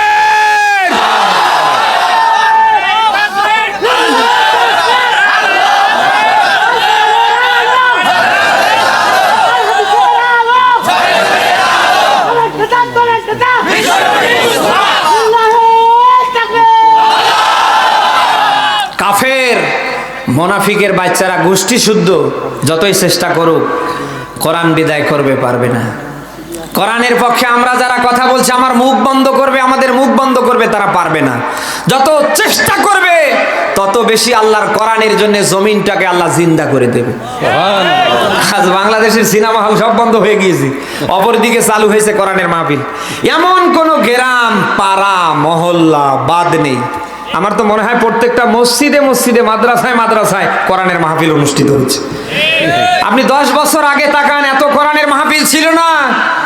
আল্লাহর কোরআনকে মিটিয়ে ফেলবার জন্য আল্লামা সাঈদীর নামে মিথ্যা মামলা দেবার পর থেকে নিয়ে বাংলার এমন কোন জায়গা বাদ নেই যে কোরআনের মাহফিল না হচ্ছে। অতএব কাফের মুনাফিকের বাচ্চারা যতই চেষ্টা করুক কোরআন বিদায় করবার, ওরা পারবে না। যত চেষ্টা করবে তত বেশি কোরআনের জন্য জমিনকে জিন্দা করবে আল্লাহ। কে? কোরআনের জন্য একজন আল্লামাকে ওরা ফাঁসি দিয়ে মারবে, একজন কোরআনের কর্মীকে ওরা আটকিয়ে রাখবে, লক্ষ লক্ষ কোরআনের জন্য ময়দানে কর্মী আল্লাহ বের করে দেবে। আজকে তারা নানা ধরনের হুমকি ধামকি দেখে মিজানুর রহমান আজহারিকে দেশ তারা করেছে। মুফতি কাজী ইব্রাহিম হাফিজাহুল্লাহর মতো মানুষ দেশে নেই। তিনি কাতারের মতো জায়গায় গিয়ে দুঃখ প্রকাশ করছে। এক মিজানুর রহমান আজহারি দেশে না থাকলে হবে কি? এক মুফতি কাজী ইব্রাহিম হাফিজাহুল্লাহ দেশে কথা না বললে হবে কি? লক্ষ লক্ষ আজহারি মুফতি কাজী ইব্রাহিম অলরেডি বের হয়ে গেছে। কথা না বলে বুঝি কি করে? বাতিলরা, কাফিররা, মুনাফিকরা যতই চেষ্টা করবে ওরা সফল হতে পারবে না। ওদের অবস্থাটা কেমন হয় জানেন? ওই যে চিংড়ি মাছের মতো। চিংড়ি মাছ চিনেন আপনারা? হ্যাঁ, ওর একটা স্বভাব আছে, দেখবেন ও লাভ দেয় সামনে যাওয়ার জন্য, কিন্তু সামনে যেতে পারে না। যত গুণে লাভ দেয় সামনে যাওয়ার জন্য, ও আরো পিছনে পড়ে আসে। তো আজকে কাফের আর মুনাফিকরা দিনে রাতে সব সময় ওরা অঙ্ক করে যেটা করার চেষ্টা করে, তাকিয়ে দেখেন ওদের হয়ে যায় ঠিক চিংড়ি মাছের মতো। একটা আলেমকে কোরআনের মাহফিল থেকে গ্রেফতার করে বা তাকে কাউন্টার দেয়, বাধাগ্রস্ত করে, ওরা মনে করে যে এই ইউনিয়নে উপজেলায় আর হয়তো এরকম সাহস নিয়ে কোরআনের কথা কেউ বলবে না। কিন্তু তাকান, যদি মাহফিলে এক জায়গায় কাউন্টার দেয়, বাধা দেয়, বা একটা আলেমকে তারা ধরে মিথ্যে মামলা দিয়ে জেলে নেয়, আপনি তাকিয়ে দেখেন 10টা ময়দান আল্লাহ উন্মুক্ত করে দেয়। কারণ কোরআন তো পৃথিবীর কারোর হাতে নেই। কোরআন কার হাতে? আরো জোরে। এই কোরআন থাকবে না তিনি চালাবে? আরো জোরে বলেন। আল্লাহ তাআলা তো নিজেই চ্যালেঞ্জ করছেন। তাম পৃথিবীর মানুষেরা, বিশেষ করে কাফের আর মুশরিকদের ব্যাপারে আল্লাহ ব্যাখ্যা দিয়েছেন। কাফের আর মুশরিকেরা যতই মুখের ফুৎকার দিয়ে আমার কোরআনকে মিটিয়ে ফেলবার চেষ্টা করুক, ওরা পারবে না। কোরআনের কথা, বাণী, বক্তব্য জ্বালাবে কে? আরো জোরে। ওরা যত বাধা দেবে, বন্ধ করবার চেষ্টা করবে, তত বেশি একে আল্লাহ জ্বালাবে। অতএব এই কোরআনের সুইচ কার হাতে? আরো জোরে। ওই আল্লাহ যেদিন বন্ধ করবে সেদিন বন্ধ হবে। তাম পৃথিবীর মানুষ চেষ্টা করলে ওটা বন্ধ করা সম্ভব না। এই যে টিউবলাইট জ্বলছে, এগুলোর সুইচ আছে না? কেউ কি পারবে দাঁড়িয়ে যে মুখের ফুৎকারে এটা বন্ধ করে দেবো? পারবে? তো এটা বন্ধ করতে গেলে যেমন নির্ধারিত জায়গায় সুইচ আছে, হয়তো অফ করতে হবে বা তার কেটে দিতে হবে, ঠিক একইভাবে কোরআনের সুইচ পৃথিবীর কোনো হুজুরের কাছে নেই। কোরআনের সুইচ কার হাতে? আরো জোরে। তিনি অন করে রেখেছেন, এটা কিয়ামত পর্যন্ত জ্বলবে। একে বন্ধ করবার জন্য যারাই চেষ্টা করবে সামনে, তারা টিকতে পারবে না। কথা না বলে বুঝি কি? আপনি যদি ইতিহাস দাঁড় করান, সেই সময় আল্লাহর ইসলামকে মিটিয়ে ফেলবার জন্য, আল্লাহর ইসলামের অনুসারী হিসাবে যারা কাজ করবার জন্য নবী রাসূল হিসাবে এসেছিলেন, তাদেরকে বিদায় করবার জন্য যারা যত বেশি চেষ্টা চালিয়েছিল, মহান আল্লাহ তাদের তত বেশি মরণের ঘন্টা বাজিয়ে দিয়েছিল। এই যে ফেরাউনের দিকে তাকান, ফেরাউনের টার্গেট ছিল মুসা নবী যেন ইসলাম নিয়ে মাথা চাড়া দিতে না পারে। নমরুদের দিকে তাকান, নমরুদের টার্গেট ছিল ইব্রাহিম নবী যেন ইসলাম নিয়ে মাথা চাড়া দিতে না পারে। আপনি তাকিয়ে দেখেন, শক্ত হস্তে ফেরাউন বলেন, নমরুদ বলেন, হযরতে মুসা নবী এবং ইব্রাহিম নবীকে দাবিয়ে রাখার জন্য যত বেশি চেষ্টা করেছিল, তত বেশি আমার আল্লাহ তাদের বিদায়ের ঘন্টা বেজে দিয়েছিল। এই কথা না বলে বুঝি কি করে? বাদশাহ আব্রাহার দিকে তাকান, আল্লাহর ঘর কাবাকে ভাঙার জন্য, ভেঙে ফেলবার জন্য তিনি যখন চলে আসলেন, আপনারা দেখেছেন আল্লাহর ঘরের একটা ইটেরও কিছু করতে পারে নাই, কিন্তু ওর অস্তিত্ব আমার আল্লাহ জনমের মতো বিলীন করে দিয়েছেন। যারাই আল্লাহর সাথে, আল্লাহর বিধানের সাথে, আল্লাহর ইসলামের সাথে, নবী রাসূলদের সাথে, আম্বিয়া আলাইহিস সালামদের সাথে দুর্ব্যবহার করেছে, কেউ টিকতে পারেনি। প্রত্যেকটাকে আমার আল্লাহ একেবারে লাঞ্ছিত, অপমানিত করে মৃত্যু দিয়েছে। এমন কালার আল্লাহ করেছে তামাম পৃথিবী জুড়ে। তাকান, হিন্দু, বৌদ্ধ, খ্রিস্টান বলে কথা না, পৃথিবীর কোন ধর্মাবলম্বী আজ তাদের নামে সন্তানের নামও রাখে না। অতএব মুসলমানের ভিতরে তোমরা যারা লুকিয়ে থেকে মুনাফিকি করছো কোরআন বিদায় করবার, কোরআনের কথা যারা মসজিদ থেকে ময়দান পর্যন্ত বলছে, তাদের মুখ বন্ধ করবার তোমরা পারবে না। এমন একটা সময় আমার আল্লাহ ওদের মতো দাঁড় করে দেবে, আব্বা ডাক দেবার সুযোগ পাবে না। কারণ আমরা জানি আল্লাহ ধরে ধরে ধরে না, যখন ধরবে আর ছেড়ে দেবে না। কথা না বলে বুঝি কি করে? আপনি আজ যা করছেন একটু ঠান্ডা মাথায় চিন্তা ভাবনা করে করেন, এর কিন্তু শেষ আছে। দিনের পরে যেমন আমরা রাত পেয়েছি, রাতের পরে যেমন আবার আমরা দিন পাবো, এরপরে আবারও যেমন আমরা রাত পাবো। গরম পার করে যেমন শীত পেয়েছি, শীতের পরে যেমন আবারও গরম আসবে, ঠিক একই ভাবে আজ তোমরা যা করছো এর পরিবর্তন আজ না হলে কাল হবেই হবে। কোরআনের মাহফিলে বলে গেলাম, লিখে রাখেন, আজ আপনি যা করেছেন এর একটা কিছু আপনার জীবনে হবে, এরপরে আপনার মরণ হবে। আজ এই চেয়ারে কয়েকটা দিন থাকার টার্গেট নিয়ে আল্লাহর আসমানের নিচে জমিনের উপরে যাদের চেয়ে ভালো মানুষ আর কেউ হতে পারে না। তাদেরকে আপনারা মিথ্যে মামলা দিয়ে জেলে নিয়ে পিটিয়েছেন, রিমান্ডে দিয়েছেন, তাদেরকে যেভাবে কষ্ট দিয়েছেন এগুলি একটাও ব্যথা যাবে না। আজ না হোক কাল 10 দিন পর বাংলায় বিচার হবে। কারণ আমরা আরবিতে একটা প্রবাদ বাক্য করেছি, কামা তাদিন উতুদান, যেমন কর্ম তেমন ফল। আজ আপনি আমাকে যেভাবে কষ্ট দিচ্ছেন, আপনাকে কালকে নতুবা পরশুদিন কষ্ট পেতেই হবে। ও আল্লাহ, নেই নেই নেই। অতএব আপনি যা করছেন একটু ঠান্ডা মাথায় চিন্তা ভাবনা করে করেন। আপনি হয়তো মনে করছেন এত কিছু করছি, কই কিছু তো হচ্ছে না। এ চেয়ারে বসেছি, আসি তো একেবারে টানা কয়েকবার ধরে, কই এ চেয়ার থেকে তো কেউ উঠাতে পারে না। আপনি হয়তো মনে করছেন এটা যে এই চেয়ারে যখন বসেছি 71 পর্যন্ত আমারে থাকবো, দেখি কে উঠায়। কিন্তু এই চেয়ারের ওপরে আর একটা চেয়ার আছে না? না, কথাটা বলে বুঝে কি? এই চেয়ারের ওপরে আর একজনের চেয়ার আছে না? কার চেয়ার? কার? ও আল্লাহ তো পারে না। আপনার দৃষ্টি আকর্ষণ করছি, আপনার মতো যারাই এরকম চেয়ারে বসেছে আর উঠতে চাইনি, আল্লাহ কিন্তু তাদেরকে একেবারে ছেড়ে দেয়নি। সব শেষে আল্লাহ জুতা পেটা করে তুলেছে। না, কথা না বলে বুঝি কি করে? আপনি হয়তো মনে করেছেন আমি বসেছি, আমারে কে উঠায়। এদেশের মানুষ আপনারে উঠাতে না পারলে, এ পৃথিবীর মানুষ আপনারে উঠাতে না পারলে, ও আল্লাহ পারে না? পারে না। যারা এরকম করে মানুষের হক নষ্ট করেছে, অধিকার হরণ করেছে, দিনের কাজ যারা রাতের বেলা সেরে চেয়ারে বসেছে আর উঠতে চাইনি, কাউকে আল্লাহ ছেড়ে দেয়নি, সব শেষে আল্লাহ জুতা পেটা করে তুলেছে। অতএব আল্লাহ সব পছন্দ করে। তিনি দুইটা জিনিস মোটেও পছন্দ করে না, একটা হচ্ছে জুলুম আর একটা হচ্ছে বাড়াবাড়ি। কথা না বলে বুঝি কি করে? জালিমদেরকে ধ্বংস করবার পেছনে যত কারণ আমি পেয়েছি, তার ভেতরে গুরুত্বপূর্ণ কারণ হচ্ছে জালিমদের ভেতরে দুইটা জিনিস ছিল। নাম্বার 1 ছিল জুলুম, নাম্বার 2 ছিল বাড়াবাড়ি। তারা নিরপরাধ মানুষের উপরে জুলুম, অত্যাচার, টর্চার চালিয়েছিল। তাদের টার্গেট ছিল চেয়ার জোর করে ধরে রাখা। কথা না বলে বুঝি কি করে? আর 2 নাম্বার তাদের কাজ ছিল বাড়াবাড়ি করা। তারা নিজেরাও আল্লাহকে মানেনি, আল্লাহর পক্ষ থেকে যে নবী রাসূলেরা এসেছে তাদেরকে মানেনি, আসমানি কোনো কিতাবকে তারা মানেনি, বরং নিজেরা নতুন করে আইন বানিয়েছে। কথা না বলে বুঝি কি করে? আল্লাহ ওদেরকে ধ্বংস করেছে এই দুইটা জিনিসের কারণে, একটা হলো জুলুম আর একটা হচ্ছে বাড়াবাড়ি। আজ কোরআন হাদিসের চশমা লাগিয়ে আমি দেখতে পাচ্ছি আপনি যা করছেন সামনে বাঁচতে পারবেন না, সামনে বাঁচতে পারবেন না। আল্লাহ ছাড় দেয়, তিনি আরো জোরে বলেন।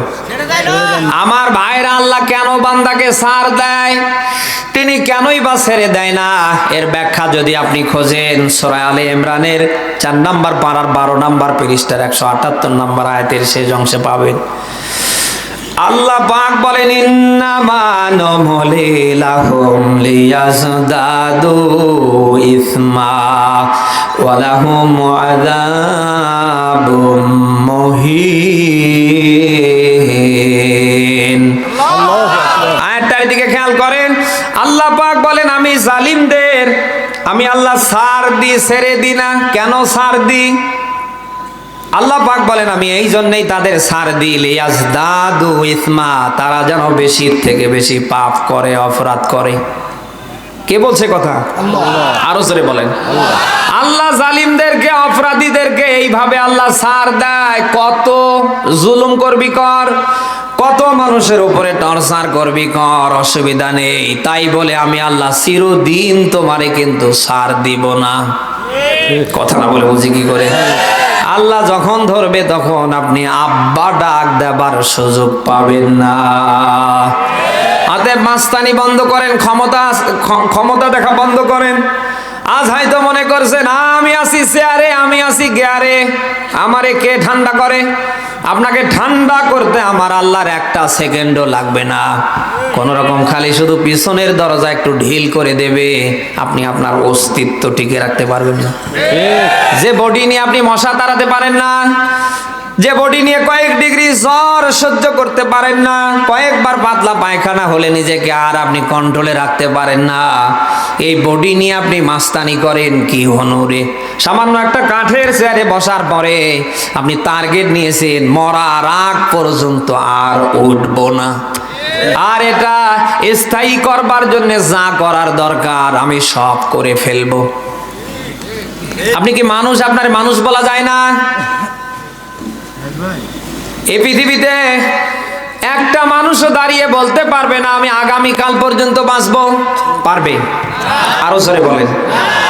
যে মানুষের এক সেকেন্ডের কোনো ভরসা নেই, গ্যারান্টি নেই, এই যে নিঃশ্বাস ঢুকছে আবার বের হচ্ছে, এটা বের হয়েছে আর ঢুকবে না, আমার আল্লাহ যদি এমনটা খালি কোন রকম বলে দেয় বান্দার নিঃশ্বাস ঢুকেছে আর বের হবে না, কথা না বলে বুঝি কি করে? কিসের মাস্তানি করেন, কিসের ক্ষমতা দেখান? আজ যা করছেন একটু ঠান্ডা মাথায় চিন্তা ভাবনা করে করেন, চিরদিন দুনিয়ায় আপনি থাকবেন না, আমার আল্লাহ কিন্তু আপনার দুনিয়ায় রাখবে না। আপনি এমন জীবন গঠন করবেন অন্তত মারা যাবার পরে মানুষ যেন জানাজা এসে চোখের পানি ফালাতে পারে, অন্তত আপনার নাম শুনলে যেন মানুষ 2 রাকাত নামাজ পড়ে দোয়া করতে পারে। কিন্তু আজ আপনি এমন জীবন গঠন করে ফেলেছেন এখনো মারাই যাননি, আজরাইল আসতে আরো 10 বছর বাকি আছে, কোন রকম মশার কামড়ে আপনি পিজি হাসপাতালের বারান্দায় উঠেছেন, এদিকে সোশ্যাল মিডিয়ায় সবাই পোস্ট দিচ্ছে শয়তানটা যেন আর ফিরে না আসে। এখনো আজরাইল আসতে 10 বছর বাকি আছে, সামান্য মশার কামড়ে আপনি আপনি আপনি বঙ্গবন্ধু মেডিকেল কলেজ হাসপাতালের বারান্দায় উঠেছেন, এখনো মারা যাননি। তাতেই যদি আপনার এই অবস্থা হয়, মারা যাবার পরে আপনার কি হবে আমারে বলেন? আজ যে চেয়ারে বসে মাস্তানি করছেন, আপনার চোখ 2টা বন্ধ হয়ে গেলে এই চেয়ার নিয়ে কারাকারি শুরু হবে। আজ যে নেতার ইশারা ইঙ্গিতে হাজার হাজার নিরপরাধ মানুষের নামে মামলা দিচ্ছেন, ওরে ভাই সামান্য চোখের লাইটটা আছে বিধায় লাইট যখন আল্লাহ হরণ করে নেবে, আপনার একটা নেতাও আপনার দিকে তাকাবে না। অতএব যা করছেন ছেড়ে দেন, বন্ধ করেন, এখনো সময় আছে, ফিরে আসেন।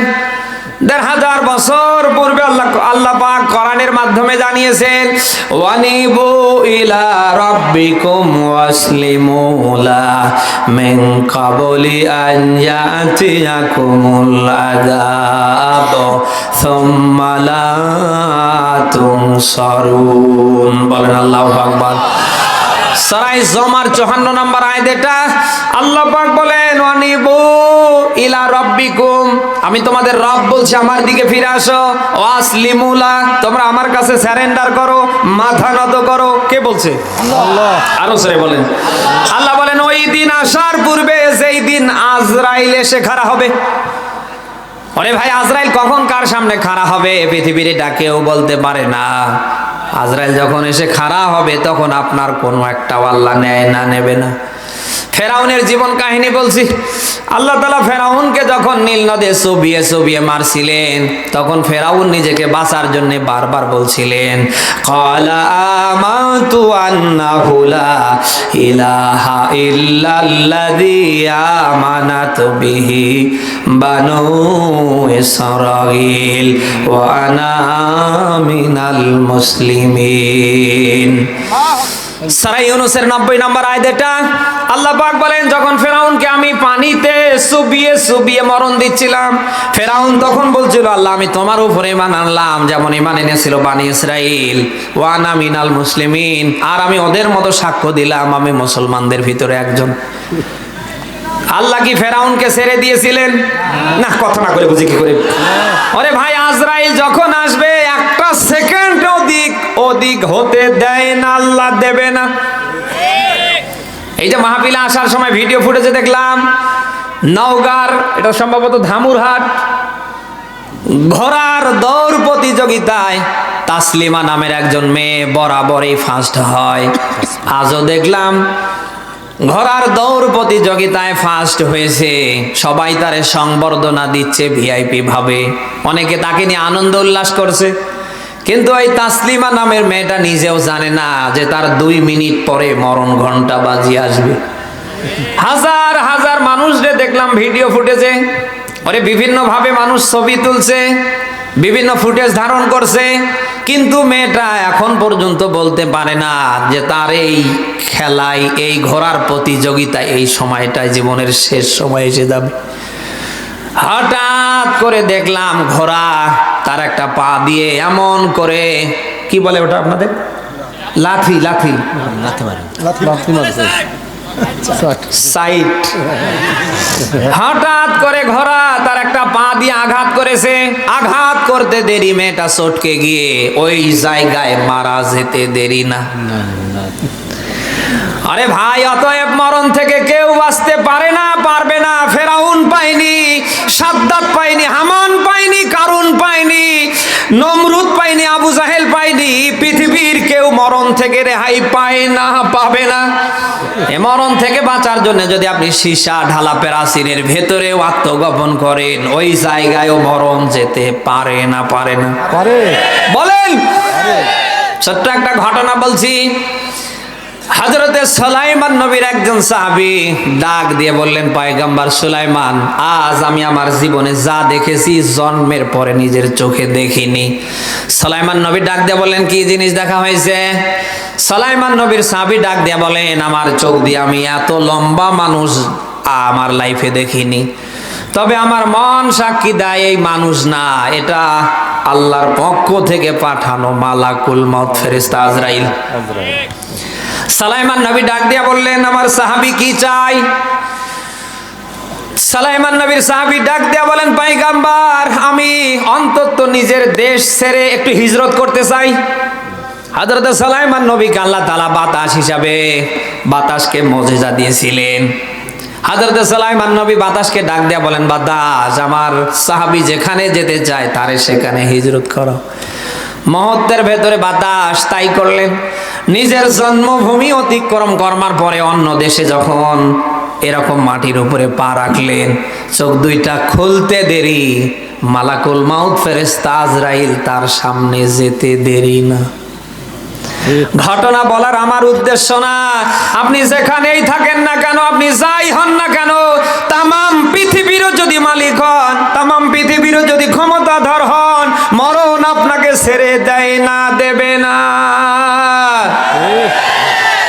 ১৫০০ বছর পূর্বে কোরআন জানিয়েছে, আল্লাযী খালাকাল মাউতা ওয়াল হায়াতা লিয়াবলুয়াকুম আইয়ুকুম আহসানু আমালা ওয়া হুয়াল আজিজুল গফুর। আল্লাহু আকবার। সূরা মুল ৬৭ নম্বর সূরা ২৯ নম্বর পারার প্রথম নম্বর পৃষ্ঠার ২ নম্বর আয়াত। এটা আল্লাহ পাক কি দিয়েছেন এই আয়াতের ভেতরে? এই শিক্ষার দরকার আছে না? খুব খেয়াল করে শুনবেন। আল্লাযী খলাকাল মাউত, এখানে মাউতকে আগে আল্লাহ দিলেন। আমরা কি পৃথিবীতে মরা অবস্থায় এসেছি না জিন্দা? সবাই বলেন। আমাদের একটা নির্ধারিত সময় আছে। আপনার আমার জন্য যতদিনের ডাউল চাউল আল্লাহ বরাদ্দ করে রেখেছে, এটা শেষ হবে, এরপরে মরণ হবে। কথা না বলে বুঝি কি করে? কিন্তু আল্লাহ তাআলা আল্লাযী খলাকাল হায়াতা না দিয়ে আল্লাহ কেন মাউতটাকে আগে দিলেন? কারণ আছে না নেই? এদিন সব আলেমরা ব্যাখ্যা দিয়েছে, আল্লাহ এই জন্যই মাউতকে আগে দিলেন। আল্লাহ বোঝাতে চায়, পৃথিবীর মানুষ, তুমি তামাম পৃথিবীর মালিক হতে পারো, অসুবিধা নেই, তামাম পৃথিবীর ক্ষমতাধর হতে পারো, অসুবিধা নেই, তুমি কিন্তু মরবে। কথা না বলে বুঝি কি করে? ওরে ভাই, আপনি যাই করেন না কেন, যাই হন না কেন, আপনি কিন্তু মরবেন। কোন মানুষের চিন্তা চেতনা যদি মরণ সম্পর্কে থাকে, ওর হাতের দ্বারা, জবানের দ্বারা, ক্ষমতার দ্বারা কেউ কষ্ট পায়? বলেন না কেন?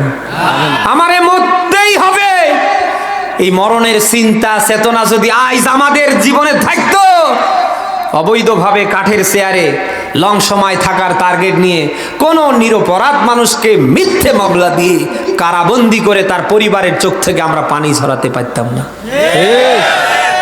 আপনি মরবেন, তবে আপনার মরণটা যেন হয় আপনার মরণটা যেন হয় আল্লাহর কোরআনের জন্য, ইমানের সাথে, অর্থাৎ মারা যাবার পরে মানুষ যেন অন্তত চোখের পানি ফেলতে পারে।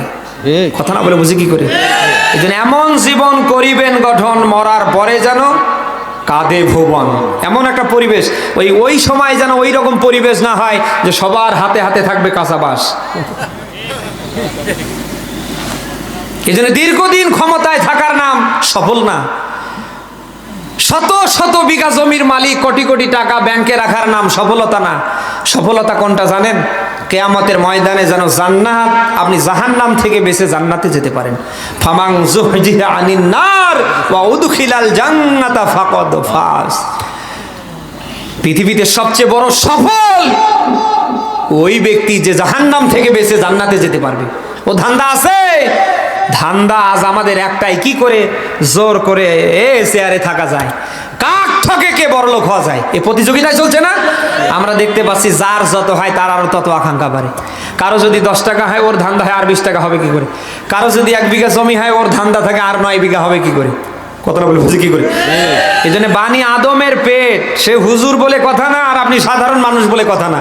আমরা দেখেছি যার যত হয় তার তত আকাঙ্ক্ষা বাড়ে। আগের মাহফিলগুলোতে মানুষ টাকা দিত, খাওয়া দাওয়ায় হয়তো অতিরিক্ত 500-1000 টাকা দিত, এখন 20-30 হাজার করে টাকা দেয়, এরপরও নজর ভরে না। পেট ভরলেও নজর ভরে না। ও তো বানি আদমের পেট, পৃথিবীর কোন সম্পদ দিয়ে কেউ ভরাট করতে পারবে না, ওর পেট ভরবে ওই কবরের মাটি। কথাটা বুঝি কি করে? যারা যেখানেই আছে আপনি তাকান, যার যত হয় ওর আরো আকাঙ্ক্ষা বাড়ে। কোন রকম মনে করেন যে এই চেয়ার পর্যন্ত এসেছে, ওর আসার কোনো যোগ্যতাই ছিল না, যেভাবেই হোক এসেছে। ওর এখন এমন টার্গেট, মরণ কামড় দিয়ে বসেছে, সব ছেড়ে দিব কিন্তু চেয়ার ছাড়তে রাজি না। কথা না বলে বুঝি কি করে? তার মানে কি? কারো আকাঙ্ক্ষা পৃথিবীর কেউ পূরণ করতে পারবে না। মানুষের আকাঙ্ক্ষা, মানুষের চাওয়া পাওয়া পূরণ হবে তখন ও মারা যাবে যখন। কথা না বলে বুঝি কি করে? এই জন্য যা করেছেন ছেড়ে দেন, বন্ধ করেন। এখনো কোরআনের পথে ডাকছে কে? বলেন। সে আল্লাহ বলছে ওয়ানিবু ইলা রাব্বিকুম, আমি তোমাদের রব বলছি, তোমরা আমার দিকে ফিরে আসো। ওয়াসলিমু লাহ, তোমরা আমার কাছে সারেন্ডার করো।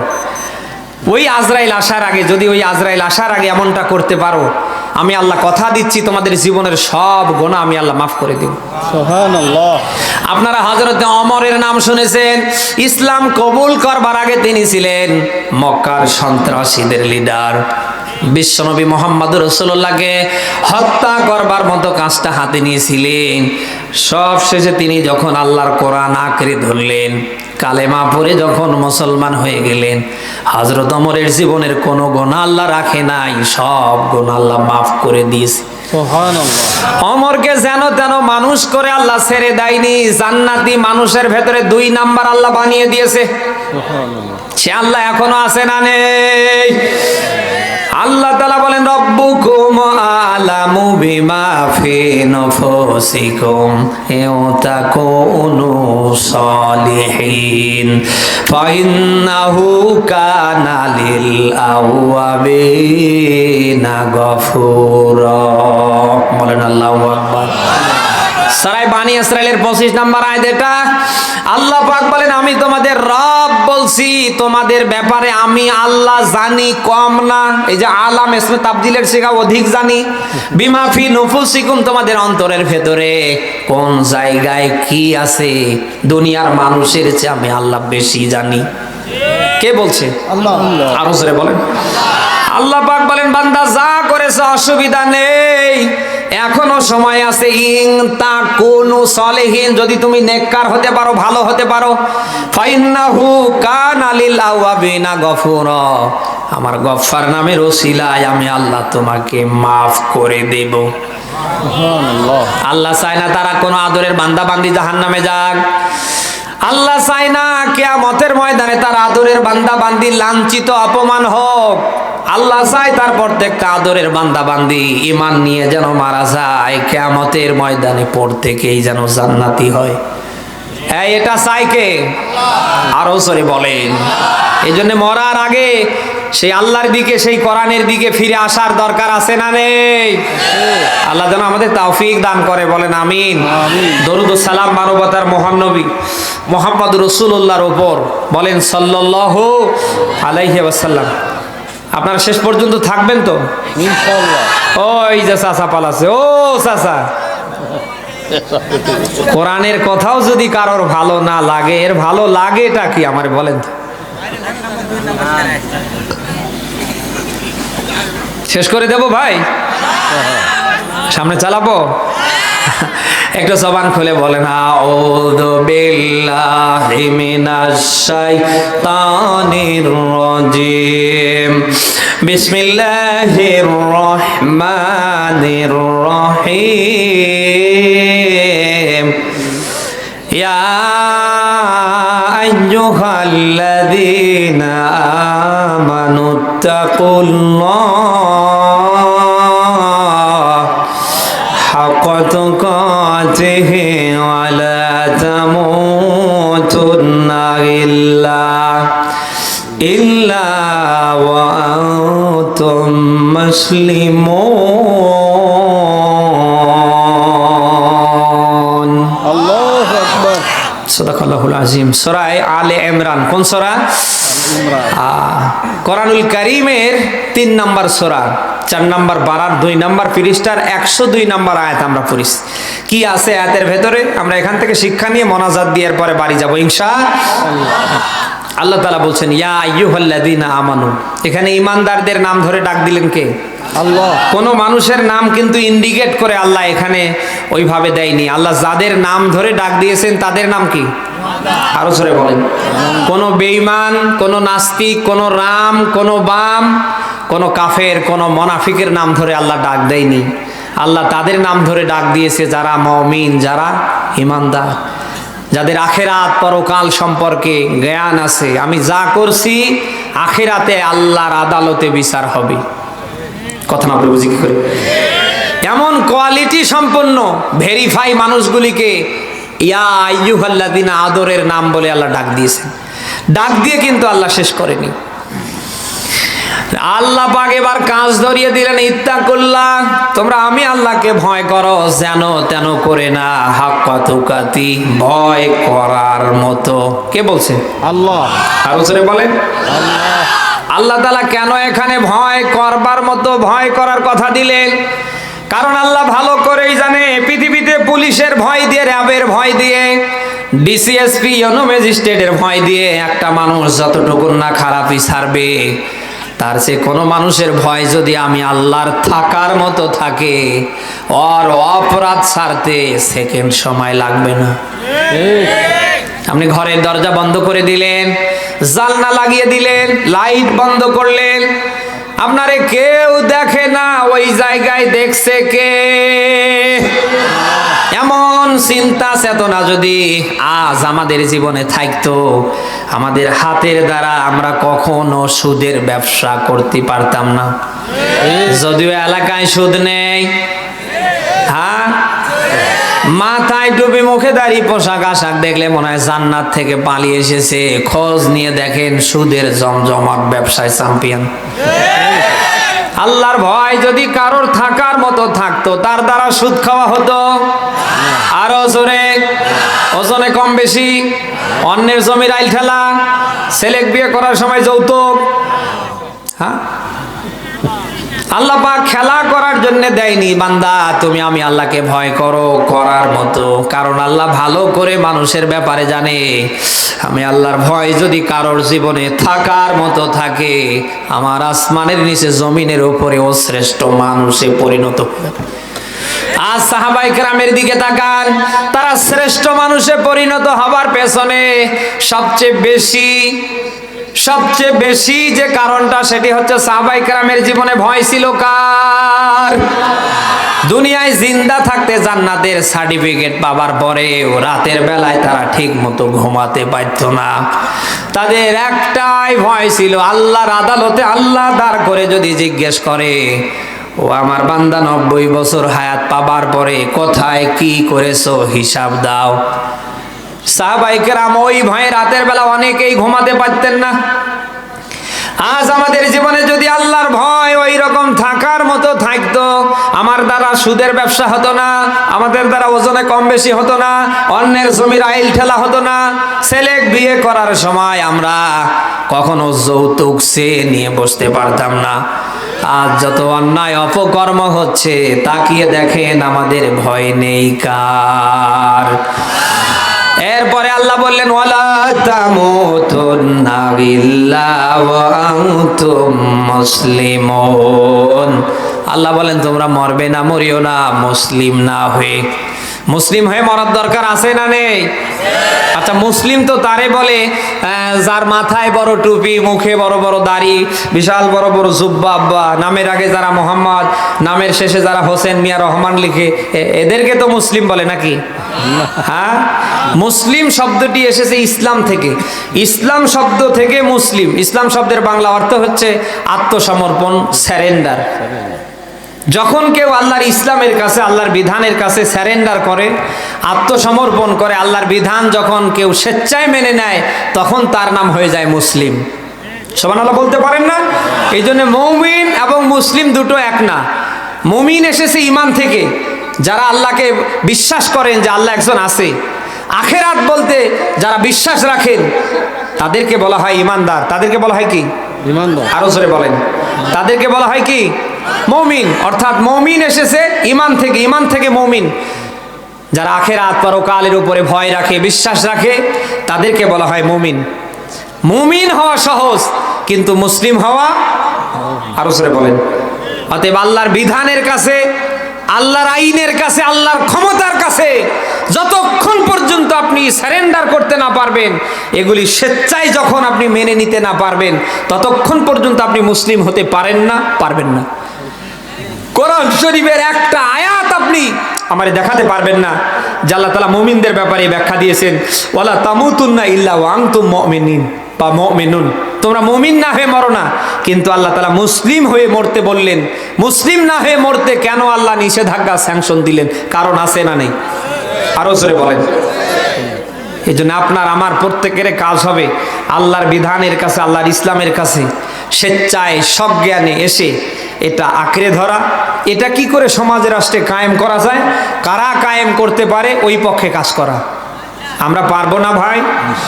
এই আমরা পারবো না? আল্লাহ যেন আমাদের তৌফিক দান করে, বলে না আমিন। অসংখ্য মা বোন এসেছে, মা বোনদের নিয়ে কিছু কথা বলা দরকার, কারণ এখন ওরাই দেশের সরকার।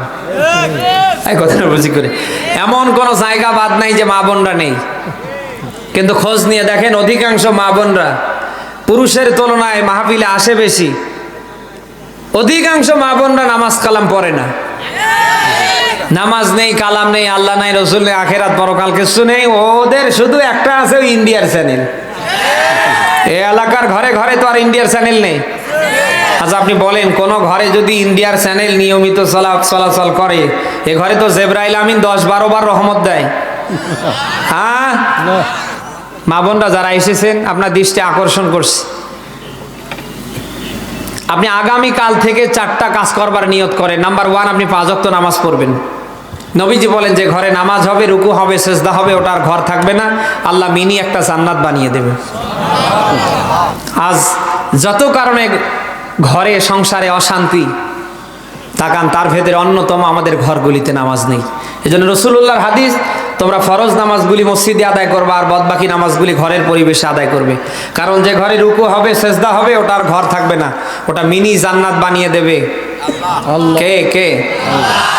2 নম্বরে মা বোনরা রমজানের রোজা রাখবেন। এই যে সামনে আসছে, নিজে রাখবেন, কলিজার টুকরো সন্তানদেরকে রাখাবেন। অনেক মা আছে নিজেও রোজা রাখে না, ছেলে মেয়েকেও রোজা রাখতে দেয় না। তারা কজ দেখায়, কারণ দেখায়, রোজা রাখলে নাকি সন্তানের মেধা কমে যাবে।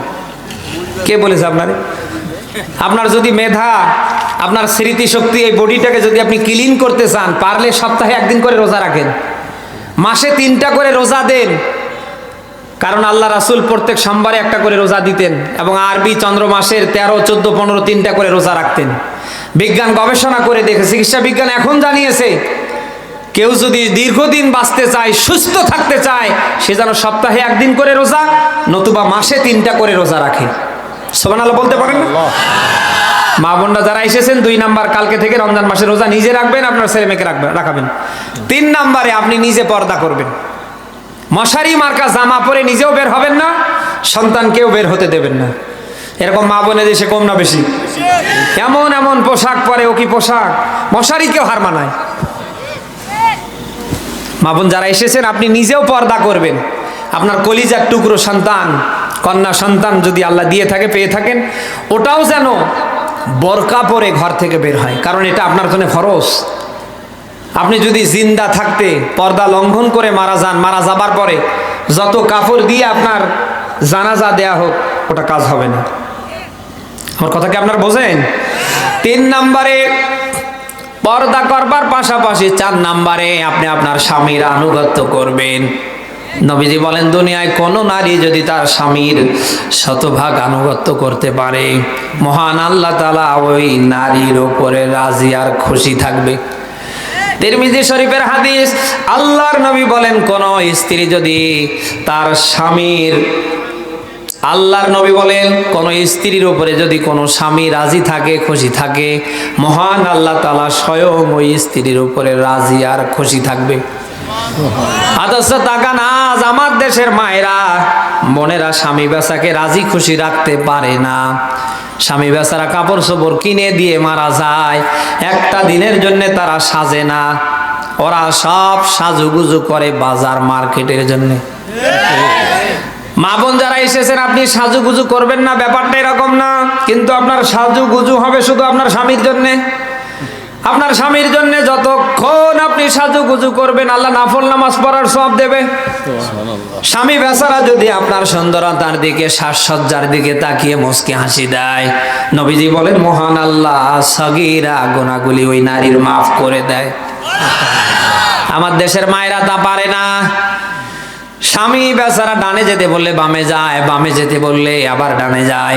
নামাজের কথা, রোজার কথা, পর্দার কথা বললে আরো রাগ করে, তুমি তোমারটা করো, আমি আমারটা দেখবো। এই কথাটা বলছি।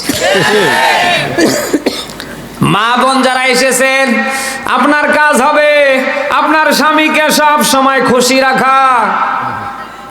আপনি দুনিয়ার সবচেয়ে ভালো কাজটাও করতে পারেন, অসুবিধা নেই। আপনার স্বামী যদি আপনার উপরে নারাজ হয়, আপনার স্বামী যদি আপনার উপরে অখুশি থাকে, সরাসরি আমার আল্লাহ আপনার উপর নারাজ। এই জন্য কালকে থেকে আপনার কাজ হবে, স্বামী বেচারা যখন এই বাহির থেকে আপনার ঘরে আসবে, আপনার ঘরের সব কাজ কাম বন্ধ করে স্বামী কখন কি চায়, ও ছাতা যদি গোসলখানায় চলে যায়, আপনার কাজ হবে গোসলখানায় ঢোকা। পারলে নিজে সাবান শ্যাম্পু দিয়ে নিজে নিজ হাতে গোসল দেন। নবীজি বলেন, দুনিয়ায় কোন স্ত্রী যদি তার স্বামীকে নিজ হাতে গোসল দিতে পারে, এই গোসলের যত ফোঁটা পানি জমিনে পড়বে, প্রত্যেকটা ফোঁটার বিনিময় ওই নারীর আমলনামায় একটা করে নেকি আল্লাহ দেবে। আমার দেশের মায়েরা পারে না। স্বামী বেচারা বাহির থেকে আসার পরে 1 গ্লাস পানি খেতে চায়, ওর রাগ দেখে কে, পানি নিয়ে খেতে পারো না। ভালো কাজের কথা বললে ধমক দেয়, ও দেখতে পারো না। গোসলখানায় গিয়ে চিল্লায়, মগ কোথায়, বালতি কোথায়, সাবান কোথায়, শ্যাম্পু কোথায়, ও তো দেই না, আরো রাগ দেখায়, খুঁজে নিতে পারেন না। আদর্শ আদম নবী থেকে বিশ্ব নবী মুহাম্মদ রাসূলুল্লাহ পর্যন্ত সকল আম্বিয়া আলাইহিস সালামের স্ত্রীর দিকে তাকান, প্রত্যেকটা নবী এবং রসুলের স্ত্রীরা ছিল স্বামীর প্রতি দুর্বল। স্বামীর প্রতি আরো জোরে, তাদের ভালোবাসা কম ছিল নাকি? হ্যাঁ, হযরতে আয়েশা সিদ্দিকা রাদিয়াল্লাহু তাআলা আনহার জীবনী বলছি। নবীজিকে একদিন একটা কাঠের উপর বসায় গোসল দেওয়াচ্ছিলেন। হযরত আয়েশা সিদ্দিকা রাদিয়াল্লাহু তাআলা আনহার একটা পায়ের আঙ্গুল এই কাঠের কোনো এক জায়গায় আটকা পড়ে যায়। বিশ্বনবী মুহাম্মদ রাসূলুল্লাহকে আয়েশা ওই অবস্থায় গোসল দিচ্ছিলেন। ঠিক ইন দ্য মিন টাইমে বিশ্বনবী পানির দিকে নজর করে দেখেন, পানিতে লাল লাল কি যেন যায়। নবীজি ডাক দিয়া বলেন, আয়েশা, পানির রং কি পরিবর্তন হয়ে গেল নাকি? হযরত আয়েশা ডাক দিয়া বলেন, হে আল্লাহর রাসূল, আমার প্রাণের স্বামী, পানির রং পরিবর্তন হয়নি। আপনি এই যে কাঠের উপরে, খাটিয়ার উপরে চড়েছেন, হে রাসূল, এর কোনো একটা অংশ আমার একটা পায়ের আঙ্গুলের উপরে পড়েছে, যার কারণে আমার পাটা ফেটে গিয়ে রক্ত বের হচ্ছে। নবীজি ডাক দিয়া বলেন, আয়েশা, এতক্ষণ ধরে পায়ে ব্যথা পাচ্ছিলে, রক্তক্ষরণ হচ্ছিল, তুমি আমারে কেন উঠতে বললে না? আয়েশা ডাক দিয়ে বলেন, হে আল্লাহ রাসূল, আমার একটা আঙ্গুল কেন, আমার পাটাও যদি চলে যেত, আপনার মতো মানুষকে আমি দাঁড়ানোর কথা বলতে পারতাম না। সুবহানাল্লাহ। মা বোন যারা এসেছেন, বিশ্বনবীর ঘরে তেমন কিছু ছিল না, কিন্তু স্ত্রীদের মোহাব্বত ভালোবাসায় ভরপুর ছিল। আজ আপনার স্বামী বেচারা কোথার থেকে আসার পরে আপনার কাজ হচ্ছে সে কি চায়, তার প্রয়োজনটা কি সেটা মেটানো, কিন্তু আপনি পারেন না। স্বামী বেচারা আসলে আপনার আরো কাজ বেরিয়ে যায়। স্বামী বেচারা বাড়িতে না থাকলে এ পাড়ায় ও পাড়ায়, আর বাড়ি আর বাড়ি। বিশেষ করে দেখবেন 2-4-5টা মহিলা যদি কোনো জায়গায় জড়ো হয়, দেখবেন 7 দিনের সব কথা ওরা ওই দিনে সেরে ফেলে। কোনো কথা পাবেন না। হাবু, তোর স্বামী কেমন, মোটটা এমন, এই কথা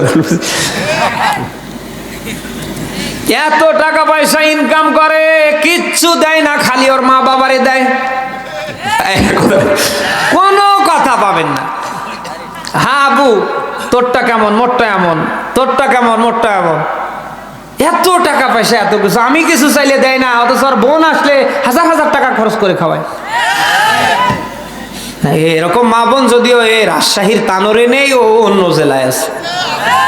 হ্যাঁ, আবার অপর সিস্টেম দেখেন, ওর মা বাবা আসলে আপনার টাকা যদি না থাকে বলবে ওই অমুকের বাপের কাছ থেকে সুদের উপর নিয়ে আসে। আপনি যদি মারাও যান, ওর কোনো আফসোস নেই। কিছুদিন পরে দেখবেন আপনার বুড়ো বাপ এসেছে, বৃদ্ধা মা এসেছে, তখন কিন্তু ওর আর মাথা ঠিক থাকে না, মুখের দিকে তাকা যায় না। এরকম মা বোন যদি এলাকায় থাকে, আল্লাহ যেন হেদায়েত দান করে। আপনার কাছে আপনার মা বাবা যেমন, আপনার স্বামীর মা বাবাও তার কাছে তেমন। আপনাকে যেমন আপনার মা বাবা না খেয়ে এ পর্যন্ত নিয়ে এসেছে, তার মা বাবাও তাকে না খেয়ে জীবনের সব জায়েজ আশা বিলীন করে এ পর্যন্ত নিয়ে এসেছে। আজ আপনার কারণে তারা মা বাবার বদদোয়ার আসামি। তাহাজ্জুদের মুহূর্তে অনেক মা বাবা সন্তানের জন্য বদদোয়া করে, আল্লাহ এই জন্য কি আমি সন্তান মানুষ করছিলাম।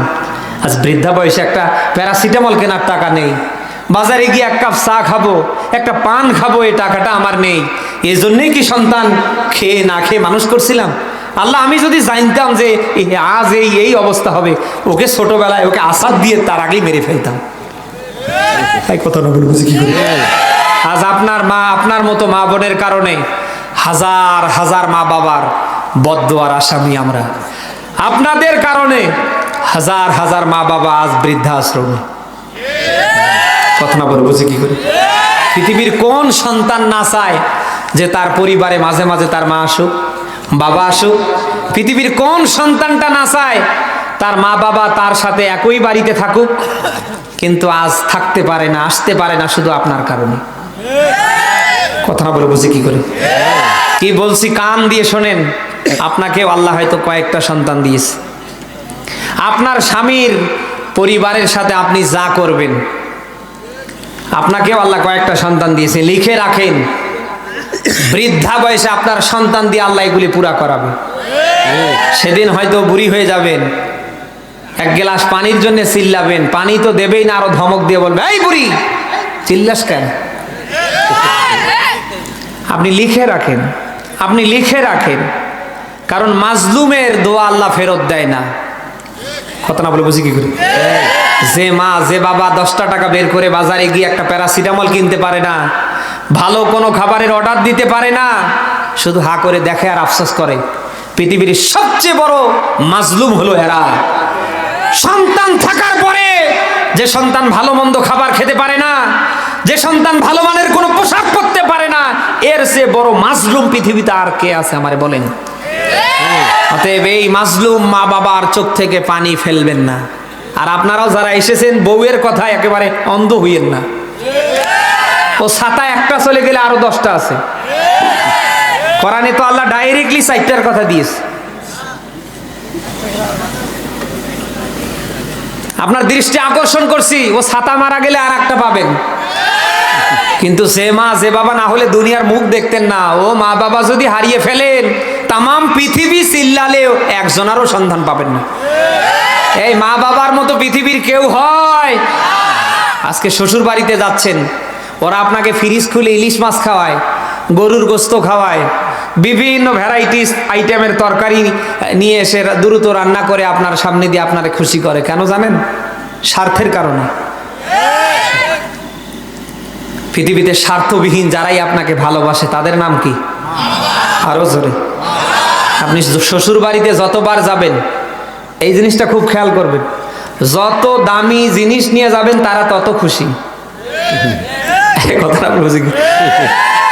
আর শুধু একদিন খালি হাতে যাবে, মানে একদিন খালি হাতে যাবেন, কিচ্ছু নিয়ে যাবেন না, দেখবেন আপনার ওই দিন কি অবস্থাটা হচ্ছে।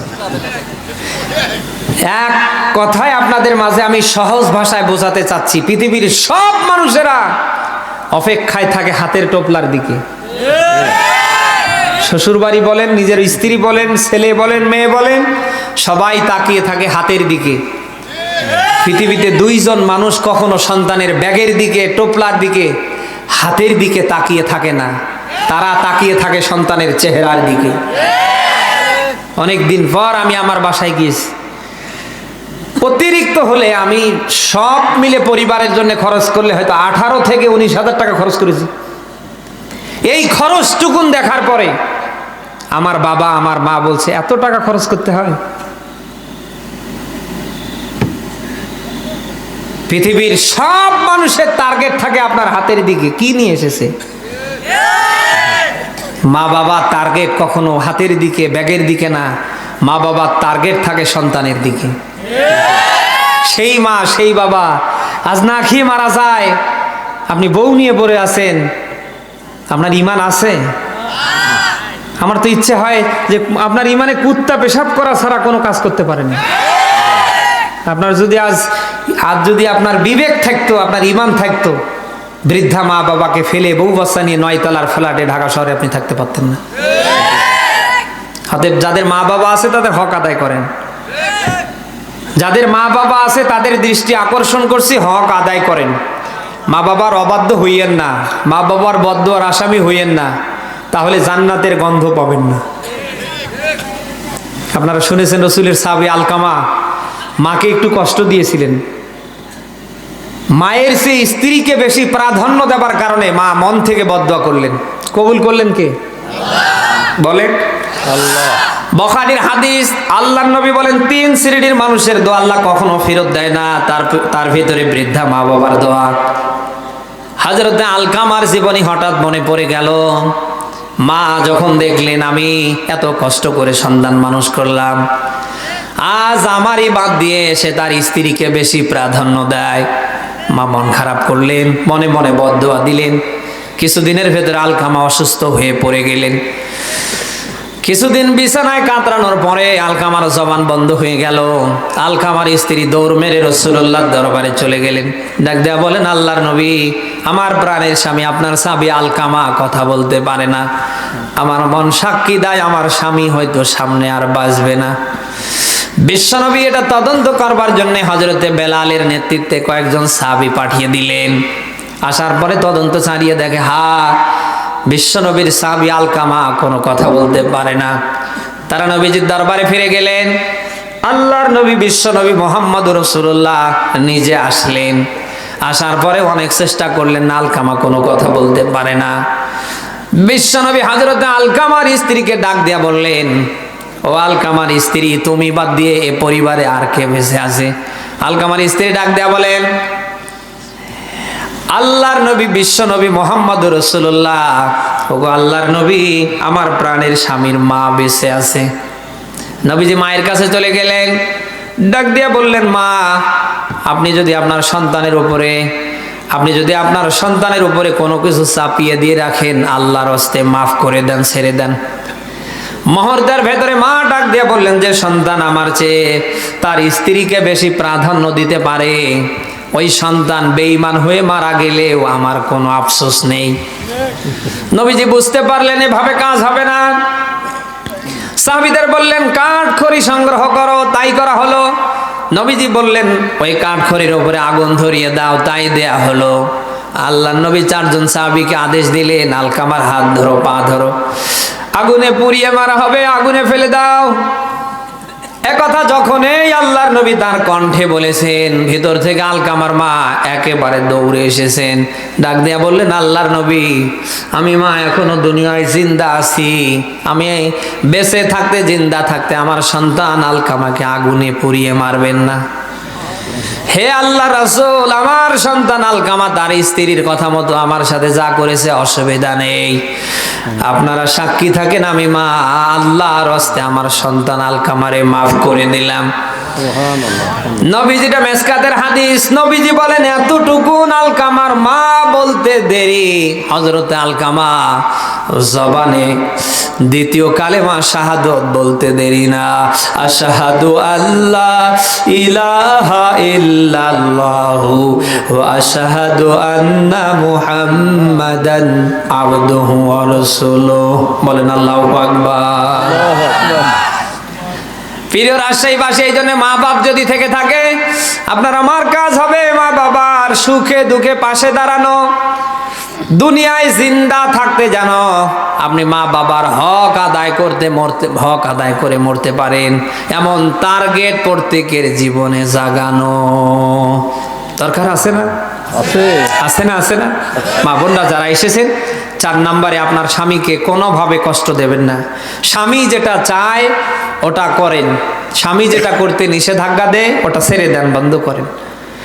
আপনার স্বামী যদি, আমি আবারও বলছি, আপনার উপরে নারাজ থাকে, সরাসরি আল্লাহ নারাজ থাকে, আর আল্লাহ যদি নারাজ হয়ে যায় আপনার ঠিকানা হবে জাহান্নাম। অতএব মাহফিলে এসেছেন, আমি চাই না কিয়ামতের ময়দানে আল্লাহ জাহান্নামের আগুনে জ্বালাক। আল্লাহ তাআলা মা বোনদেরকে অত্র কথাগুলি বুঝবার, বাস্তব জীবনে আমল করবার তিনি যেন তৌফিক দান করে। বলে